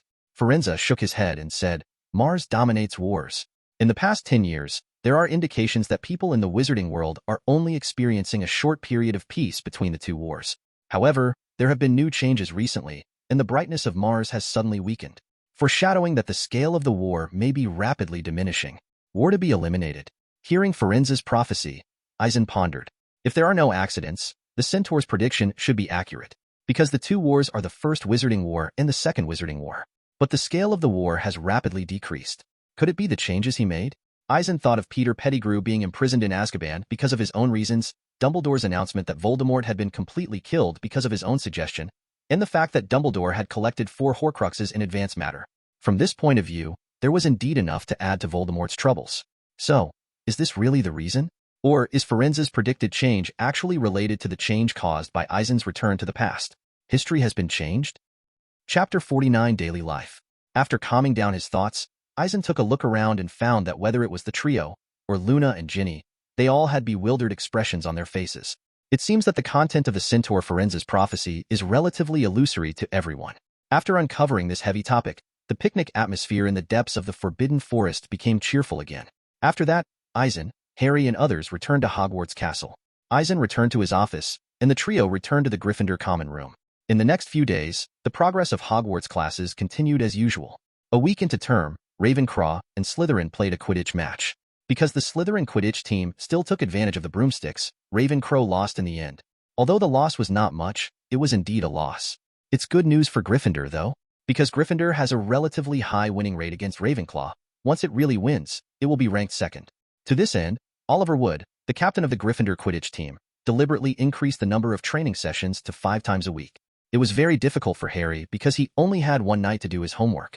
However, fortunately, the fact that Eisen's dueling team training could be conducted in the dream world made Harry less urgent. Compared to Harry, Hermione has been doing pretty well these past few days. Although Hermione took too many courses, but with Eisen's help, Hermione looked extra energetic throughout the day. Following this trend, Eisen doubted that Hermione would have any intention of handing in the time turner by the end of the school year. Time flies, January is almost gone, but the cold weather doesn't change much. Harry and Ron's mood has been quite low lately, even though the match with Ravenclaw is getting closer. On the last Saturday before February, while training the trio at Dreamworld Night, Harry and Ron had a depressing talk. "I can't believe it. Is Snape crazy?" After the training, Ron recounted what happened to him and Harry angrily. "He kept asking us to write about the healing methods after being bitten by werewolves and how to deal with werewolves. What potions?" He also assigned a lot of werewolf-related homework, and the papers were several feet long. Harry's face was a little broken. "I even saw what Snape said in Lockhart's Weekend with Werewolves." "It's okay. I think what Professor Snape said is very useful," Hermione said. "Hermione, we're not saying that what he said is useless, but what he said has been repeated a lot." Ron was furious. "We know how to distinguish a werewolf. We know that after being bitten by a werewolf, we will turn into a werewolf." But he kept emphasizing, "Maybe Snape is just worried. There's no need to worry about it, as long as you finish your homework." After pondering for a while, Eisen comforted the two of them. Eisen didn't pay attention to what the two said. After all, with Snape being the potions professor, it wasn't a big deal to talk about dealing with werewolves. Besides, Hermione felt that Snape's teaching method was fine, so Eisen had nothing to question. After the practical training, Harry and Ron returned to the Gryffindor common room, while Hermione followed Eisen to his office. Clearly, Hermione seemed to have something to say to him. After sitting on the chair behind the desk, Eisen motioned to Hermione. "Sit down, Hermione. Do you have anything to say?" "Yes, Professor Eisen." Hermione nodded, crossing her hands in her lap, seemingly uneasy. "Don't worry, I can help you if you have any problems." With a soft voice of comfort, a light flashed from Eisen's fingertips and landed on Hermione's head. Hermione's uneasiness was simply banished. After a moment of hesitation, he pulled the time turner out of his clothes and looked at Eisen. "Professor, do you think I should return it to Professor McGonagall?" "What? Are you going to give up some elective courses?" Eisen was startled and then said, "Ordinarily, with him opening up for Hermione, and the bracelet and the time buff, she wouldn't feel too much pressure at all. Why would she suddenly want a hand in the time turner?" "Of course not. I just feel..." Hermione looked a little sad. "I promised Professor McGonagall not to use it for anything other than study. She trusts me so much, but well, it's really not appropriate to use it for homework." Eisen pondered for a while, and then his tone became a little more serious. "However, that can't be regarded as something other than study, right? But that's cheating, isn't it?" Hermione looked conflicted. "If I keep using it like that, wouldn't it be very unfair to other people?" Hearing this, Eisen almost couldn't help rolling his eyes. Using a time turner to add time to homework is nothing. Speaking of cheating, he used the dream world to cheat on her is the biggest way of cheating. If she thinks that way, she's just digging into a dead end. Actually, you didn't do anything wrong, because there is nothing fair or unfair in the world. Eisen said slowly, "It's just that it's a bit unfair to use the time turner frequently for homework." "Okay. Professor, you think so?" Hermione stared at Eisen with wide eyes. "Although the time converter will be very safe to reverse time within 5 hours, you must be extra cautious when using it. Therefore, even if you don't feel too much pressure on your studies now, I suggest you give up 2 elective courses. In this way, you can get a normal class schedule." Eisen put his hands on the desk and nodded slightly to Hermione. Hermione bit her lip with a troubled expression on her face. "But in the end, I still don't intend to give up easily. I will think about it carefully." "Okay, it's no big deal. Go back and have a good rest," Eisen said, and then sent Hermione out of the office. As for whether Hermione would continue to take the full elective courses or choose to give up 2 elective courses, Eisen felt it was understandable. After all, as a top student, Hermione is indeed quite competitive. But at the same time, for Hermione, she didn't like divination and Muggle studies very much. Thinking about it this way, it was understandable for Hermione to drop 2 courses at the end of the school year. Coming out of the office, Eisen had arrived at the top of the astronomy tower, the highest point in Hogwarts. It was already dark outside, Only a little bit of starlight fell, which added a lot of mystery to the whole castle. Although there were still some young wizards in the castle who did not fall asleep, it was much quieter than during the day. Although it has entered February, the cold still pervades around Hogwarts Castle. But all this is not a big problem for Eisen. It's just that Eisen is still hesitating when thinking about the means of solidifying magical effects on the body that he has successfully mastered before. If other consequences were ignored, Eisen could fuse some powerful magic into his body through rune culture, which would greatly increase his strength. It's not even a problem that his strength can be enhanced to become a little Superman. But the problem is, Eisen feels that although this method seems to be very complete, it is not deep enough. Therefore, in the next period of time, Eisen intends to continue to study and find a way to completely improve it. Watching Hogwarts gradually quiet down, Eisen glanced across the entire castle and saw Dumbledore in the headmaster's office. For Dumbledore, the most important thing is to get all of Voldemort's Horcruxes. I don't know if Dumbledore has found out the whereabouts of Hufflepuff's gold cup. In a flash, Eisen appeared in the corridor on the second floor and walked slowly towards the office. Chapter 50. The fairness of the Quidditch competition is too bad. The match between Gryffindor and Ravenclaw was about to start, but before the match, Gryffindor's last training session made all the Gryffindor, including Harry and Ron, cheer. That evening, when Harry and Ron returned from dinner in the Great Hall to the Gryffindor common room, they were stunned to see Hermione still working behind a pile of crumbling books. Since the firebolt will be used on the training ground soon, Harry and Ron are extremely excited, but seeing Hermione working so hard, they are still a little dazed. Harry, how do you think she dealt with it? Seeing that the pile of books had covered Hermione's body, Ron turned pale. What to deal with? Harry looked over quietly. She has so many classes. Ron's voice dropped. I heard her talking to Professor Vector that morning, the witch who taught arithmancy and divination. They were talking about the previous day's homework. But Hermione went to care of magical creatures with us, so there's no way she's going to arithmancy. And, Ernie told me, Hermione never missed a Muggle studies class. But half of the time this class conflicts with the divination class. How did she never miss 2 classes? I don't know. Harry shook his head, but his tone was paused before he looked at Ron. Do you think it might be some kind of magic? When she was choosing classes in the 2nd grade, she said that she had already told McGonagall the professor is done. Could it be that Professor McGonagall taught Hermione a spell? I've never heard of this kind of magic. Ron froze for a moment, but couldn't refute directly. You can't know all the magic, can you? Harry's face had calmed down. You're right. Ron shrugged, then changed the subject. Come on, get your firebolt. I think I'll have to ride it after training. On the Quidditch pitch, Mrs. Hooch did not continue to supervise the Gryffindor team's practice because the Dementors had already been removed. Eisen, who had nothing else to do, came to the Quidditch pitch, intending to see how Harry showed off his prowess. Before the training, the captain of the Gryffindor team, Wood, held the firebolt in his hand and talked to everyone about the advantages of the firebolt. The tail part of the Nimbus series broomsticks is a bit inclined, and it will become a hindrance, but the firebolt has improved on it. It's much more balanced, and the handle of the broom has been refined. From the stands around the pitch, Eisen watched Harry mount the firebolt and quickly take off from the ground and across the pitch. For a moment, Harry seemed to be the prettiest kid on the court. Not only did he shuttle extremely fast, even when he made a turn, he always made many little wizards in the stands scream. From the perspective of God, Would wave to Harry and release the snitch. As it turned out, it only took Harry 10 seconds to ride the firebolt and catch it. Immediately afterwards, Harry let go of the snitch, and a minute later, Harry shuttled across the field again, and finally caught the snitch again near teammate Katie's knee. Looking at the cheering Gryffindor players on the pitch, Eisen couldn't help but think. To be honest, when Eisen saw the wizard flying on a broomstick for the first time, wouldn't the thoughts that popped into his mind be uncomfortable? Especially when sitting on a broomstick and swooping down. That posture. Eisen felt a little unbearable to look directly at. However, after further understanding, it was discovered that there was a cushion spell on the broomstick. At first glance, Cushion Charm is indeed a perfect patch, solving the problem that Eisen was wondering about. But when you think about it deeply, you will find that this kind of patch is not that simple. To put it simply, the Cushion Curse was definitely not cast by the little wizards themselves. Otherwise, when the first-year wizard took his first flying lesson, he would definitely be informed by the flying lesson professor. In other words, the cushion spell is solidified on the broomstick. This means that the invisible and invisible cushion can make the wizard feel the real cushion feeling. This, in Eisen's view, is magic. After half an hour, the training was over. The players of the Gryffindor team fell to the ground one after another under Wood's call, and then returned to the Gryffindor tower. Harry didn't leave, and waved to Ron, who couldn't wait to walk on the field, and then handed the firebolt into the opponent's hand. It seemed that Ron was about to experience the power of a firebolt. Night had fallen, but Ron rode the firebolt up quickly with a beaming face, shuttled across the stands, and flew across the field. After the last training session, the Gryffindors were full of confidence. Whether it is the Captain Wood, or the batters Fred and George, or the pursuer Emily, everyone is full of confidence in the next game. At around 10 o'clock the next morning, Gryffindor and Lewin Crow got ready from the dressing room and went to the Quidditch pitch.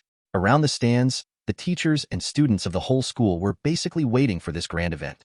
Jordan Lee, a friend of the Weasley twins, is still the commentator as usual, and Mrs. Hooch is the referee of the game. Professor McGonagall, Professor Snape, Professor Dumbledore, and others also watched the game from the stands. Eisen sat in a corner of the Gryffindor area, silently feeling the atmosphere of the Quidditch match. Get on the broom. Listen to my whistle. 3-2. The game begins. Everyone was flying, but Harry stood out on his firebolt. Because he is the one who rises the fastest and the highest. Eisen knew it after watching Gryffindor's morale soar and quickly take an 80-point lead over Ravenclaw. If nothing else, Gryffindor would surely win this match.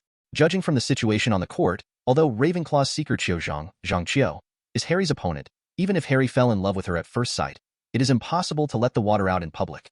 Sure enough, Harry quickly found the snitch several times before finally grabbing it straight away and ending the game. No way, the opponent's broomstick is Comet 260, which is far worse than the firebolt. We won. Good job, Harry. Excellent. The little wizards in the Gryffindor side of the stands cheered, and Ron took the lead and rushed to the field. Looking at Harry surrounded by the crowd, Eisen suddenly sighed. Although the Quidditch game has high requirements for skills and tactics, it seems to rely heavily on equipment. Just like sports in the Muggle world, whether it is football or basketball, it is the strength and skills of the athletes themselves that win. I haven't heard that the person wearing a pair of sneakers can increase his speed by a few percent. But the equipment in Quidditch, the broomstick, does it all. A broken broom can't keep up with the top broom anyway. Thinking of this, Eisen suddenly felt that it would be more fair to directly unify the broomsticks of the players on both sides of the Quidditch match. Just like before, Malfoy's father bought Nimbus 2001 for all the members of the Slytherin team. As a result, Slytherin's games against other teams were almost always crushing victories. After the game, everyone was discussing what happened on the field, especially Harry riding the firebolt and showing off his might, which left a deep impression on everyone. The students of Gryffindor even planned to have a party directly in the Gryffindor common room. After Gryffindor defeated Ravenclaw, the score rose rapidly, but for Harry and the others, it was as if they had already won the Academy Cup. In a blink of an eye, several days have passed. But the match between Gryffindor and Ravenclaw caused a lot of waves at Hogwarts. Because Harry's firebolt is so powerful that everyone from Hufflepuff Academy also came to observe Harry's firebolt. As for the people of Slytherin, it was as if they had been bombarded by heavenly thunder, and their faces were extremely ugly. Especially Delica Malfoy, who used to walk up and down in front of Harry arrogantly, but after seeing Harry showing off his power this time, she shrank a lot. However, it could be seen from Malfoy's gloomy eyes that he seemed to have never given up on some intrigues. Chapter 51 Physical Strengthening. On the last Wednesday in February, Eisen gave an impressive astronomy lesson to the little wizards in the evening.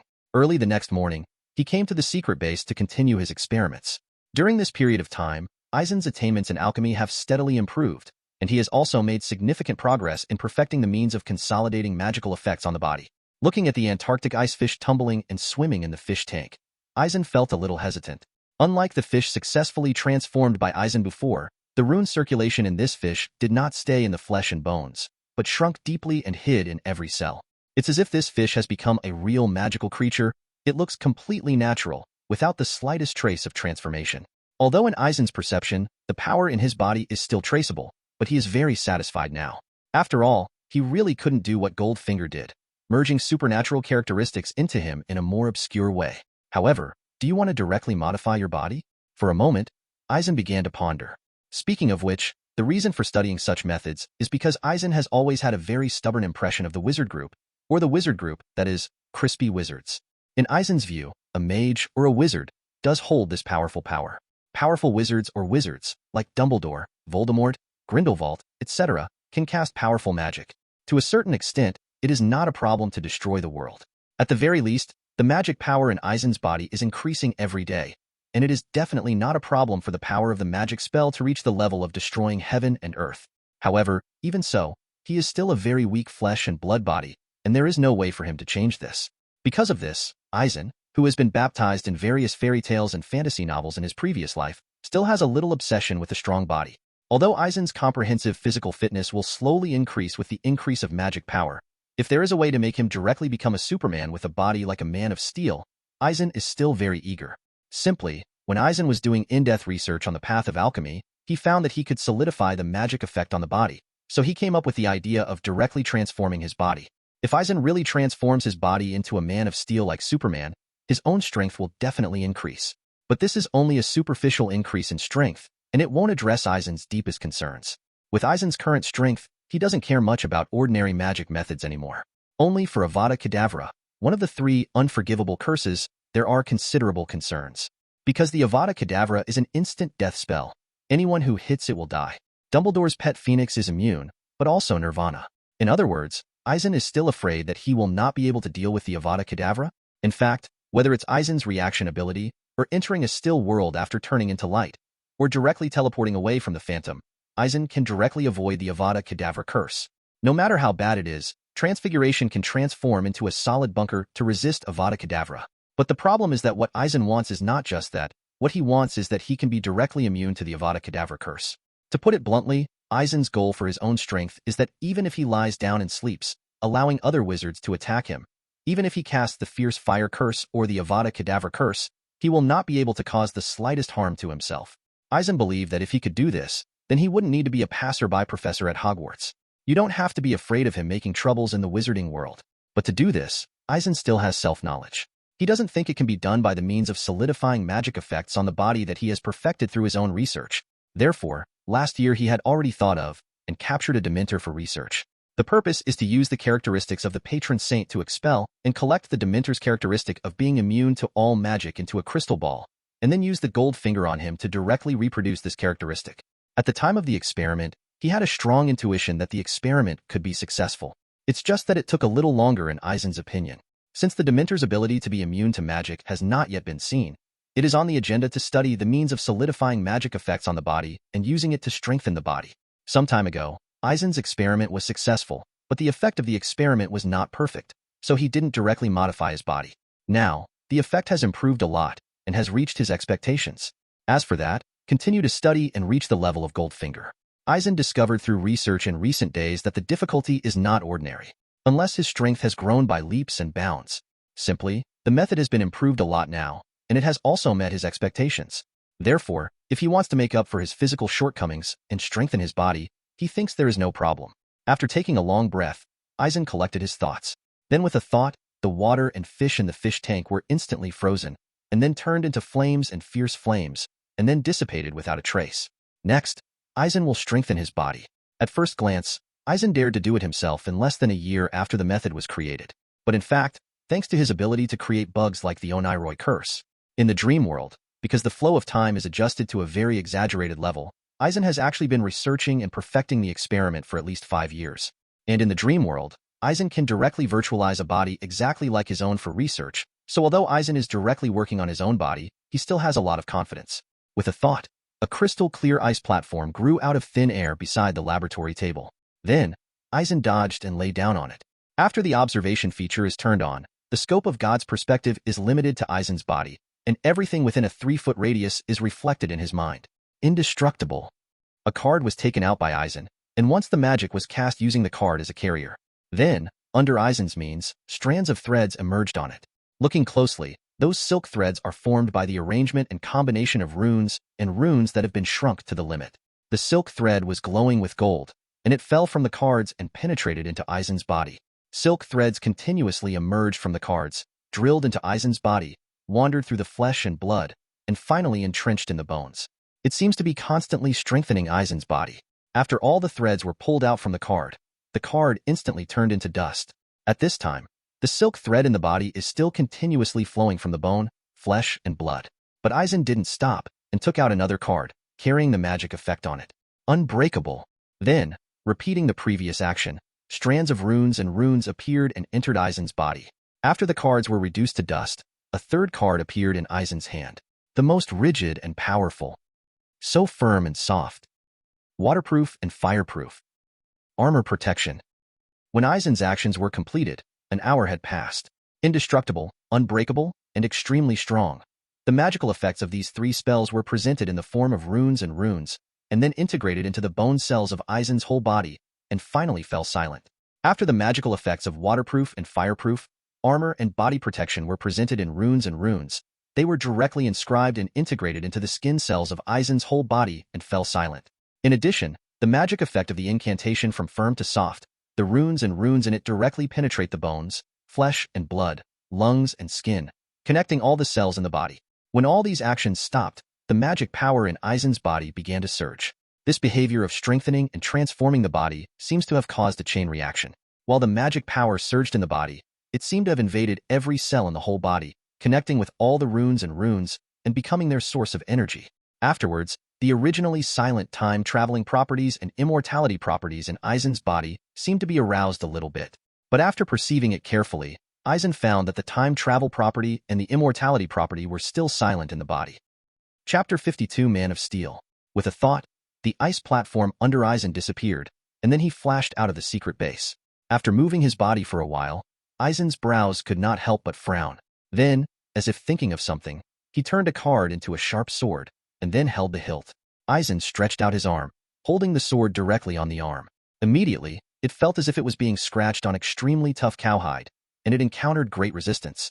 Afterwards, Eisen looked at the arm that was cut by the sharp knife, but found no damage. Not even the slightest scratch remained.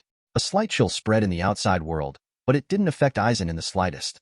The sword in his hand then turned into a 10-centimeter thick alloy steel plate, and then, Eisen clenched his fist and smashed it hard. An inch-deep fist mark was punched on the alloy steel plate, but his hand was not damaged at all. Clearly, Eisen's physical enhancements have been a huge success. Transformed by such magical means, Eisen already has a superhuman body of steel. It's just that Eisen didn't create the magic spell of infinity. Therefore, it is a pity that although he has a Superman-like body of steel, he does not have Superman strength to carry mountains and seas. Of course, even so, the smile on Eisen's face couldn't help but emerge. With such a body, Eisen can basically be sure that physical attacks in this world have no effect on him. As for magic attacks, Eisen solidified the armor body, which should be able to defend against a large part of the spell. But profound and powerful spells such as Avada Kedavra and Fierce Fire should be unstoppable. But it doesn't matter. Anyway, Eisen didn't die so much that he directly used his body to bear the death curse for the experiment. Besides, he still has a lot of magic props, and he can continue to integrate after accumulating miracle characteristics in the future. However, will this kind of body-strengthening transformation conflict with the supernatural characteristics of the gold finger replica fused into the body? After flashing this thought, Eisen turned on the observation feature with a thought. In an instant, the scene within a radius of 5 miles came into mind. Turning off the observation feature, the smile on Eisen's face widened. Sure enough, the ability to observe properties was still within Eisen's grasp. It feels like his ability to solidify magic effects on his body by himself is not at the same level as Goldfinger's characteristic ability fused into his body. This is like two systems, each running and silent in Eisen's body, but without the slightest conflict. So, do other abilities matter? Eisen thought, and instantly disappeared into the world of light. In the world of light, Eisen's consciousness speed was stretched to the limit. After a few quick laps on the Antarctic continent, he returned to the secret base. After regaining his human form, Eisen no longer had any worries. Obviously, the ability to elementalize the body has not been affected by body strengthening and transformation. It seems to be because Eisen's enhanced transformation method has gone deep into the cell level, modifying the life information to a certain extent. Therefore, the means of elemental deformation has not failed. This is good news for Eisen, because it shows that his method of solidifying magical effects on the body is indeed perfect. After the body strengthening was completed, Eisen returned to his own office at Hogwarts in a flash. That evening, when Eisen was having dinner in the auditorium, he encountered many little wizards discussing some things about Lupin, the professor of defense against the dark arts. Then Eisen went to the library and saved some scan books in his dream world, the Memory Palace scene. When returning to the teacher's lounge, Eisen accidentally heard Harry and Ron's voices outside an abandoned classroom. What the hell do you think Malfoy is up to? Harry. I don't know, but he broke into Professor Lupin's office. There must be some conspiracy. That's right, because Gryffindor won Law and Claw. Malfoy even avoided you recently. He must be thinking of something bad. Hearing this, Eisen paused, pushed open the classroom door, and walked in. Professor Eisen. Harry and Ron turned their heads to look over, and then called out in unison. Are you talking about Malfoy? Eisen sat down on a stool beside him, and then looked at the two suspiciously. That's right. The two looked at each other, and Ron nodded in the affirmative. Can you tell me what's going on? Eisen suddenly became interested. Harry and I saw Malfoy and sneaked into Professor Lupin's office. But, Ron said, swallowing hard. But everyone knows that Professor Lupin is ill. Why did Malfoy sneak into Professor Lupin's office? He must have some kind of conspiracy. Harry took the conversation and said solemnly. What is Malfoy's conspiracy? I don't think he can take out his wand to attack Lupin. Eisen spread his hands, his eyes showing a thoughtful look. Harry and Ron were taken aback for a moment, and then they came to their senses immediately. It seems to be true to say so, but Professor Lupin's level of magic is not comparable to that of Malfoy. Did Malfoy go to Professor Lupin's office to steal something? Ron suddenly remembered something, and his breath became a lot faster. Yeah, like me and Ron, last year in Lockhart's office. Harry's eyes lit up, but he looked embarrassed halfway through the sentence. Eisen looked at the two meaningfully, and they thought about stealing things in the professor's office right away. Before Eisen could continue to ask questions, a hoarse voice suddenly entered his ears from outside. The voice was extremely shrill, and even made people cry. Professor Eisen, that's Malfoy's voice. Ron looked surprised. After looking at Harry, he found that Harry also looked at him in surprise. Could it be, Harry couldn't help guessing, Malfoy was caught stealing by Professor Lupin, and then punished him? With a serious look on his face, Eisen walked out quickly. Harry and Ron looked at each other and followed closely. When he came to the corridor and walked towards Professor Lupin's office, Eisen found that many little wizards had flocked to him. The door of Lupin's office was opened, and several young wizards got in. As soon as the god's perspective was opened, the scene of Professor Lupin's office came into mind, and Eisen had seen everything. There are few decorations in the office, and it looks rather shabby, but there is a large water tank in the corner. Inside there was a water monster that was used for lectures, and it rolled up from time to time, making some noises. But Eisen's attention was directly in the middle of the office, and Malfoy stood there sluggishly, with his wand clenched in his right hand, pointing directly at the position under the desk. There, a creature crouched there, about the size of a human, but covered with gray hair. Horrifyingly, his head looked exactly like that of a wolf. Obviously, this is Remus Lupin after transformation. My God! A werewolf broke into Hogwarts. After seeing what happened, the little wizards who entered the office screamed and backed away, and Malfoy ran out screaming as if he had just woken up from a dream. What happened? Harry rushed up after Eisen. This is Malfoy? Looking at Malfoy, who escaped in a panic, Ron didn't show joy on his face, but a look of deep doubt. Quiet! A loud voice spread Eisen's voice, shocking all the little wizards. Afterwards, rays of light emerged and landed on the little wizard's head to soothe their emotions. After everyone calmed down, Eisen looked at the werewolf under the table. Professor Lupin. Harry and Ron followed behind. After hearing Eisen's words, they looked in the direction Eisen was looking in astonishment, and immediately found the trace of the werewolf. My God, how is it possible? Ron couldn't help swallowing, glanced at Professor Eisen in front of him, and tried not to flinch. Professor Lupin is a werewolf? The werewolf curled up under the desk nodded and looked at Eisen, obviously not losing his mind and going crazy.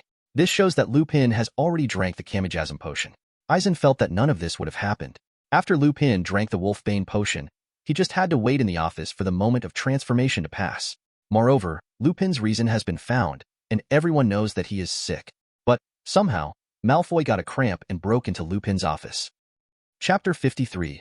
Werewolf Lupin. For a while, the scene was extremely quiet, and many young wizards covered their mouths, as if they were about to scream. If it wasn't for Professor Eisen standing in front of Lupin, I believe many people would have panicked and fled. However, even so, everyone looked at the werewolf under the desk in fear. Everyone, don't worry. Although Professor Lupin turned into a werewolf, he has not lost his mind and is safe. Eisen's voice sounded again. Lupin looked at Eisen with gratitude in his eyes, but these words didn't seem to be able to change the current situation. The sound of tapping footsteps reminded Professor Dumbledore, Professor McGonagall, and Professor Snape rushed over. Oh my God! After entering the office, Professor McGonagall seemed to be in disbelief. There was a werewolf attack in the castle. I'm not surprised at all. Snape had a cold, gloomy smile on his face. He looked at Lupin, who had turned into a werewolf, maliciously, and then his eyes wandered to Dumbledore. I reminded you. Headmaster, remember? That's right, Severus. Many accidents will happen suddenly when people don't pay attention. Dumbledore was very calm. But I think your potion level should be enough to deal with all kinds of accidents, right? Of course, he drank the Wolfsbane potion I concocted, so he's completely harmless now.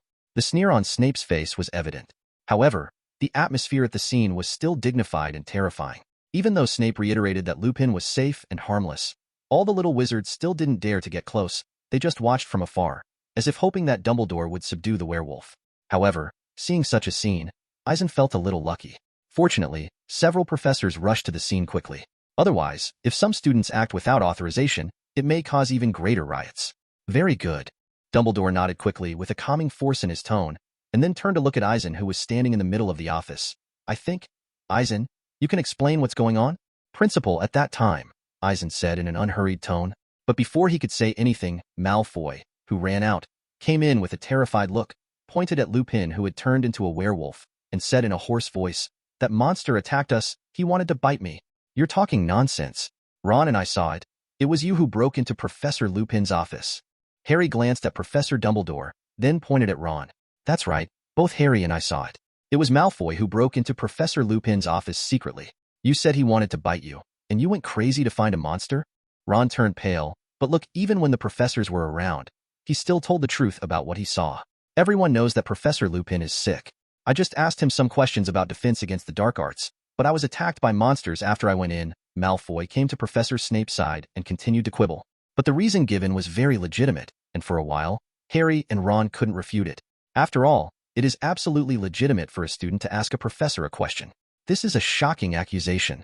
Snape looked coldly at Lupin, who had turned into a werewolf. "Malfoy, are you sure what you said is true?" "That's right, Professor. I wanted to ask a question, but when I saw that monster, it wanted to attack me." It seemed that with Snape's support, Malfoy's confidence became stronger, and his voice stopped trembling. Way. "You're lying." A voice suddenly came from outside. Although the voice was not loud, it was very obvious in the tense office. Everyone turned their heads, surprised to find that it was Gryffindor's know-it-all lady, Hermione Granger. Hermione instantly became the focus of the school's teachers and students. As everyone watched, some young wizards moved out of the way and stepped aside to allow Hermione to walk in and stand beside Eisen. Seeing Hermione's confident appearance, Eisen gave her an appreciative look. Seeing Hermione in such a posture, most young wizards were very surprised and couldn't understand why she was so sure that Malfoy was lying. However, Snape and Malfoy, as well as some Slytherin's young wizards, looked at Hermione with gloomy faces, without any concealment of malice and disgust. "The professor said that the werewolf in front of me is indeed Professor Lupin," Hermione said slowly. But this sentence caused a commotion in the crowd, but Hermione did not let everyone continue the discussion, but continued. "Maybe you think that Professor Lupin will attack everyone, but I know very well that Professor Lupin and other werewolves not the same. He is not dangerous after taking Wolfbane potion. This potion can keep him sober enough when he transforms into a werewolf." Just now, many young wizards heard the conversation between Dumbledore and Snape, and knew that Professor Lupin had taken the Wolfsbane potion. Now after hearing about the effects of Wolfsbane potion, he suddenly looked surprised. No wonder Snape said he was harmless now. The potion of Wolfsbane can guarantee that he has not lost his mind. Although he looks like a werewolf now, he is still the familiar Professor Lupin, so he can't attack a student. Obviously, Malfoy lied.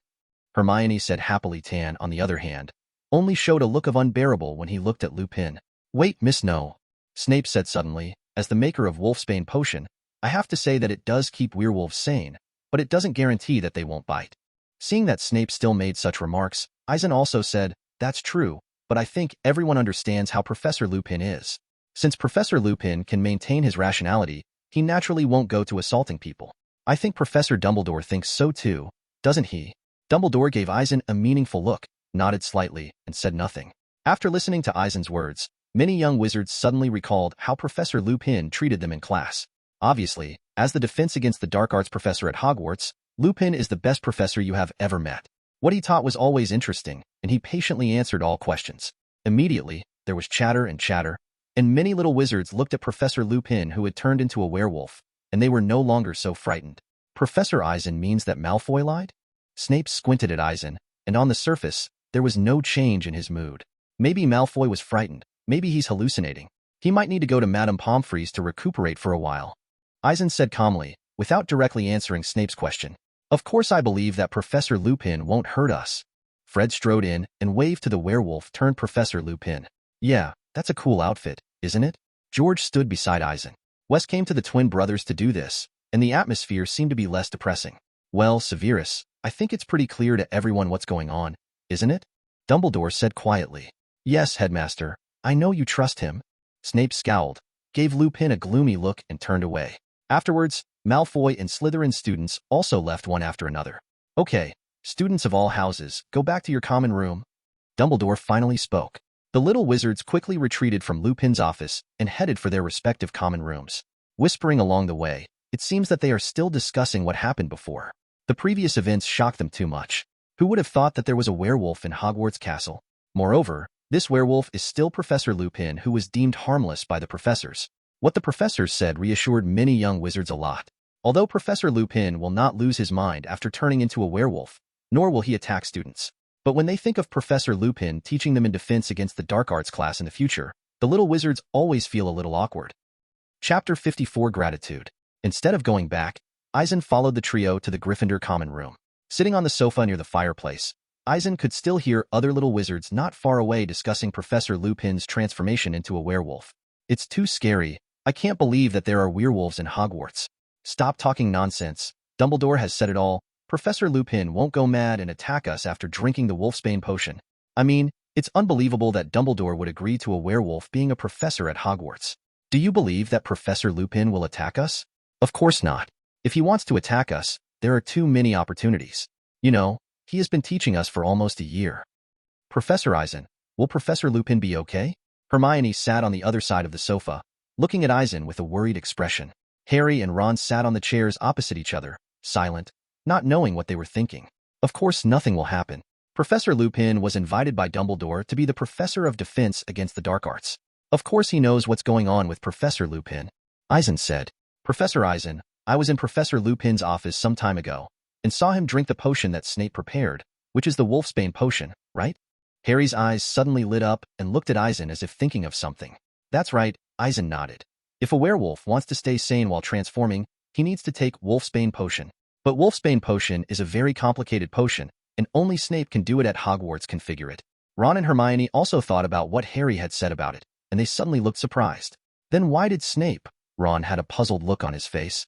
Professor Dumbledore invited Lupin to be the professor of defense against the dark arts, so he ordered Snape to prepare Lupin's poison potion to ensure that he would not lose his sanity after transforming. There is absolutely no way for Snape to refuse. Eisen said, glanced at the trio, and continued, however, Snape and Lupin have always been at odds with each other since they were at Hogwarts school. I know, Harry said suddenly, and after a pause, he seemed a little embarrassed, but he continued, during the holidays, I lived with Sirius, and he told something about my father's school stuff. Well, my father was friends with Sirius Black, Professor Lupin, Pettigrew, and they've always been at odds with Snape. In a strange tone, Harry described the mutual hostility between Snape and his father's clique. After Harry finished speaking, he found that Ron and Hermione had opened their mouths and looked at him dumbfounded.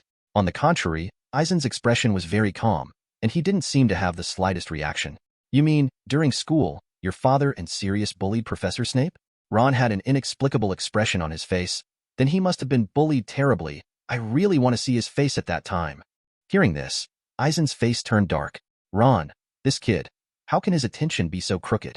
So, Professor Lupin has always been hostile to Professor Lupin because of his good relationship with your father and Sirius Black? Hermione looked at Harry and nodded thoughtfully. That's right, Harry said, scratching his head. Afterwards, he seemed a little embarrassed, opened his mouth and hesitated for a while, and then continued, you all know the Screaming Shack, right? Of course, we've been to Hogsmeade twice, and everyone knows that the Shrieking Shack is haunted. Ron spoke out first. Actually, the Shrieking Shack isn't haunted anymore. Harry glanced around, seeing that no one was paying attention, and started talking. How is it possible? Everyone knows that the Shrieking Shack is the most haunted place in England. Before he could finish, Hermione interrupted him directly. Listen to me, Harry whispered. Professor Lupin was able to transform into a werewolf when he was in school, and it was Professor Dumbledore who made Professor Lupin hide in the Screaming Shack when the full moon transformed. You mean to say that the haunted rumors of the Screaming Shack are actually Professor Lupin's howls inside after he transformed into a werewolf? Hearing the truth of the matter, Ron felt a little unbelievable for a moment. That's right. Remember the Whomping Willow outside the castle? Harry nodded and continued. Of course, how could I forget it? Ron's expression gradually turned ferocious. At that time, the car we were riding in hit the Whomping Willow. If Professor Eisen hadn't shot us, we would have been beaten to death by it. Also, your Light the Wheel 2000 was also smashed by it. Yes, the Whomping Willow was actually planted by Headmaster Dumbledore, under which is the passage leading to the Shrieking Shack. Harry bared his teeth. Dumbledore must have wanted to prevent other students from entering the Screaming Shack through that passage, so as not to be attacked by Lupin who turned into a werewolf. That's why he planted Whomping Willow to seal that passage. Hermione on the side said in affirmative tone say, so that's the case, but even if it's the case, is there a problem? Ron nodded, but looked directly at Harry as if remembering something. Snape always wanted to know where Professor Lupin went on the night of the full moon in order to catch my dad and Sirius and the others, Harry whispered. Screaming Shack? Hermione seemed to have thought of something, with a deep worry on her face. One time, Sirius deliberately leaked to him the way to get into the Shrieking Shack from the Whomping Willow. As a result, Snape was almost killed by Lupin, who turned into a werewolf. Harry frowned slightly as he said, "My God, doesn't Sirius know what this will lead to?" Hermione looked at Harry in surprise. "Yes, Sirius told me that's what he thought. They were always hostile." Harry fell silent after he finished. "But Snape isn't dead, is he? Otherwise he wouldn't be able to teach us potions." Ron said, spreading his hands. "Yes, my dad saved Snape from Lupin in the end." Harry nodded, his face heavy, and he didn't know what to think. "However, if your dad can save Snape from the werewolf-turned hands, it means your dad was there at the time. Otherwise, he couldn't have rushed there." Hermione looked even more surprised at Harry's expression. Sirius said, "He told my dad about it after he leaked the news to Snape. Then my dad rushed over." Harry said, "Professor Eisen, what do you think?" Hermione pushed Eisen's arm. Eisen hesitated. In fact, he probably understood the grievances between them. But Eisen obviously didn't know what kind of mentality Black had at the time to leak the secret to Snape to enter the Whomping Willow. However, Eisen guessed that Black was either being reckless and didn't care about Snape's hated rival. Either it was malicious and wanted to use this method to put Snape directly to death. Whatever the possibility, after Black did all this, he must have told James Potter, who was nearby. Otherwise, as Hermione said, James Potter, who wasn't there, wouldn't be able to save Snape in time. As for why Harry's father wanted to save Snape, a rival in love, it's easier to understand.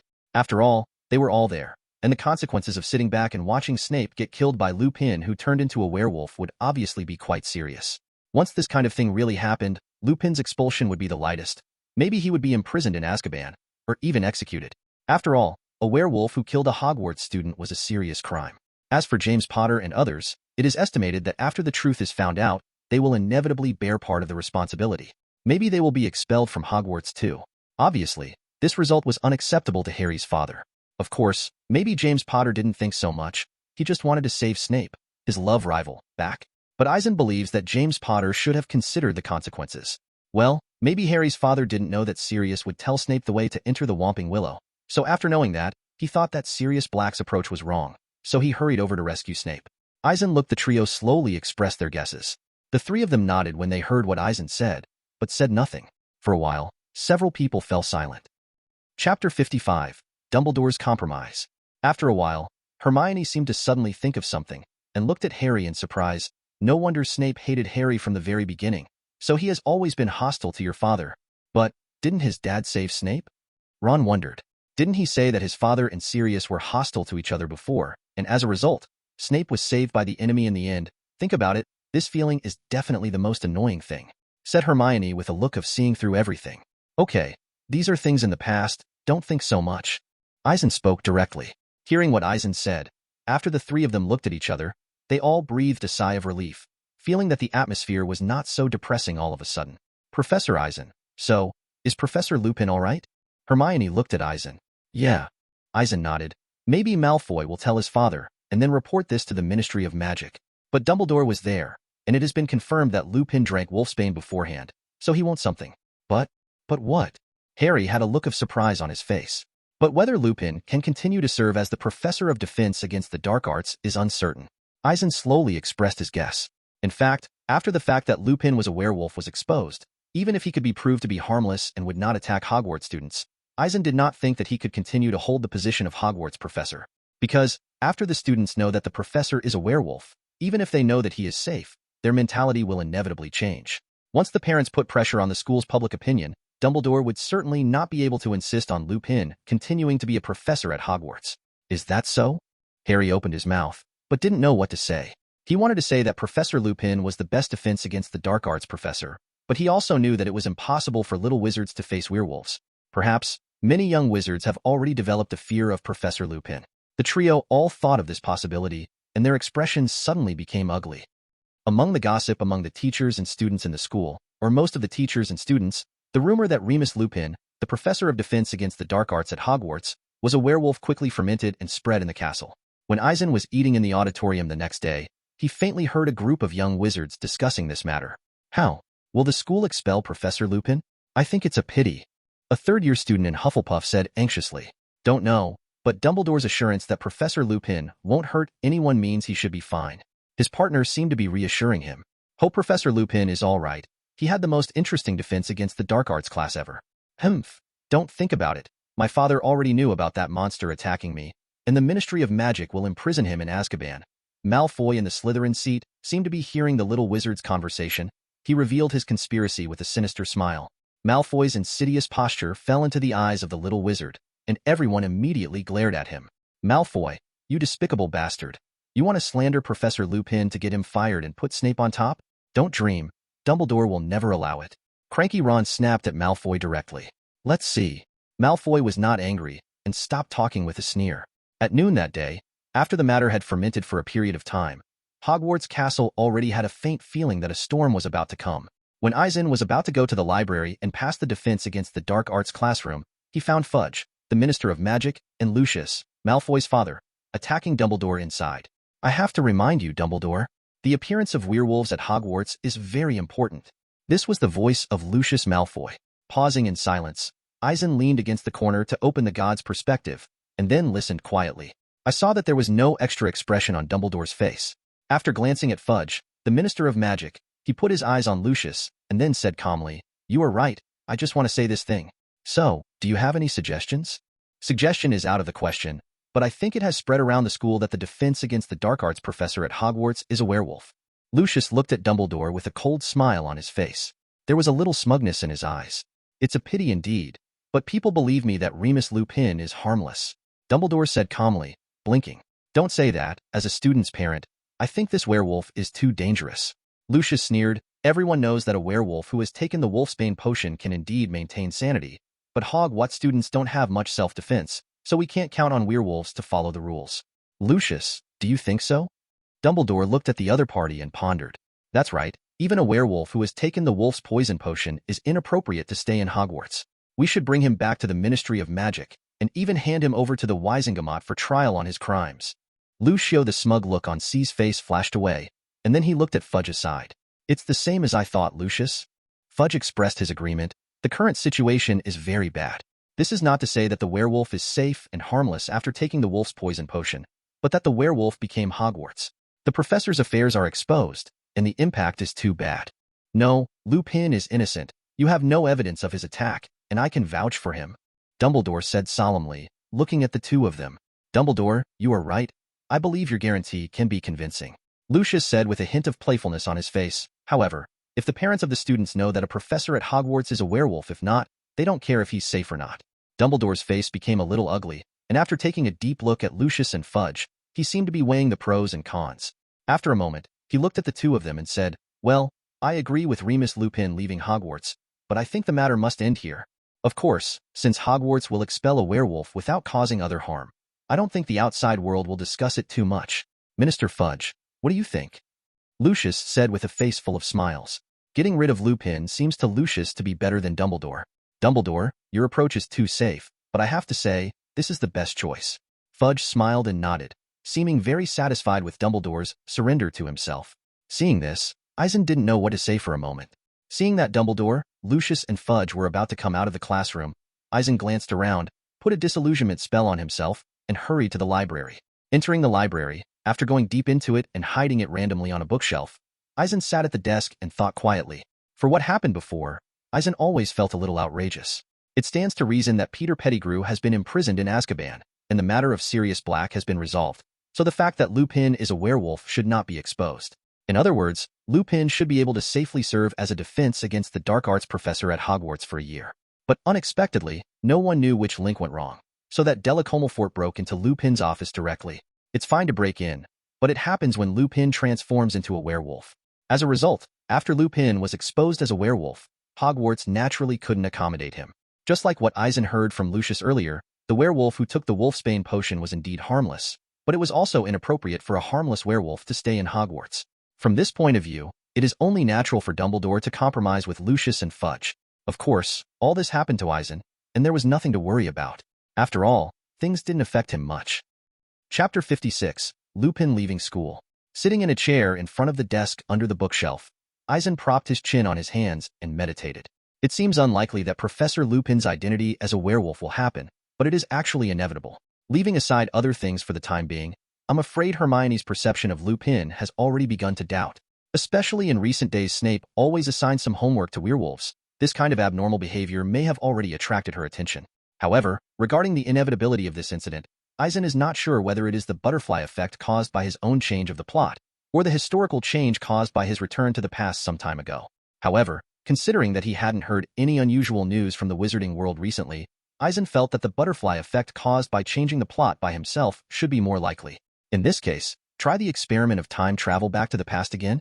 It has been a while since the last time travel experiment, but it seems that nothing unexpected happened. Now, Eisen vaguely understands that his actions have not changed history. Thinking of this, Eisen couldn't hold back his eagerness to move. However, after looking at the row of bookshelves in front of him, Eisen let out a long breath and decided to conduct the experiment next time. After restraining his divergent thoughts, Eisen got up and took out a book from the bookshelf, flipping through it quickly. Of course, if you say flipping, you are actually flipping through the book quickly. Because Eisen didn't come here to study certain knowledge or materials, but directly used the opportunity of flipping the book to scan and imprint the contents in the dream world. In this way, Eisen was able to fill the memory palace scene in the dream world with books from the Hogwarts school library. Empty bookshelves are being filled over time, book after book scanned by Eisen and imprinted into memory palaces. In fact, this speed is very slow for Eisen, but Eisen can't directly manifest the dream world and reflect it in the real world, so it can't directly scan the books in the entire library and move them to the dream world. Therefore, Eisen had to read and scan the books himself. In a blink of an eye, it was evening, and Eisen came to the auditorium after leaving the library. Eisen found that the little wizards were still discussing about Professor Lupin while eating. After listening for a long time, Eisen realized that after a period of fermentation, the young wizards had divided their views on Professor Lupin as a werewolf. One faction believed that Professor Lupin was the best defense against the dark arts professor they had ever met, and with Dumbledore's guarantee, they hoped that Professor Lupin would continue to serve as the defense against the dark arts professor without being affected. The other school of thought it best to expel him from Hogwarts. In fact, this is nothing. After all, there is nothing wrong with little wizards being naturally afraid of some frightening monsters. Even if some of them were able to overcome the fear, the psychological effects were there all the time. Once the little wizard is in this state for a long time, the learning efficiency will naturally be much worse. Therefore, this school of view is also very reasonable. The next day, everyone was still discussing the extraordinary events that had happened earlier. Since Lupin hadn't shown up for 2 days, many people speculated whether he had been imprisoned in Azkaban. Professor Eisen, Hermione whispered next to Eisen. Eisen turned his head and looked at her with a puzzled expression, then motioned for her to continue. Is Professor Lupin really going to be imprisoned in Azkaban? Hermione asked. Harry and Ron next to him also looked at Eisen, waiting for his answer. Has the agreement between Dumbledore, Lucius, and Fudge not been spread? Eisen had a thoughtful look on his face. As soon as the god's perspective was opened, Eisen saw that Lupin was still in his office. However, judging by the way he is packing his luggage, it seems that he is planning to leave Hogwarts. Glancing at the expectant trio, he said calmly, No, Professor Lupin is still in his office. So, Professor Lupin is all right? The trio were all relieved, and Harry couldn't wait to ask. No, he should have started packing by now. Eisen shook his head slightly. Packing up? Harry looked at Eisen in surprise, then exchanged glances with Ron and continued to ask, Why? Leaving Hogwarts, of course, isn't it? Eisen said calmly, Professor Lupin must resign and leave after something like this happened. I'm going to see him. Harry stood up abruptly, ignoring his meal, and said something to Hermione and Ron. If he resigns, then Ron shrugged. We're sure there's nothing we can do to help. Hermione was in a low mood and seemed concerned about Lupin's sudden resignation.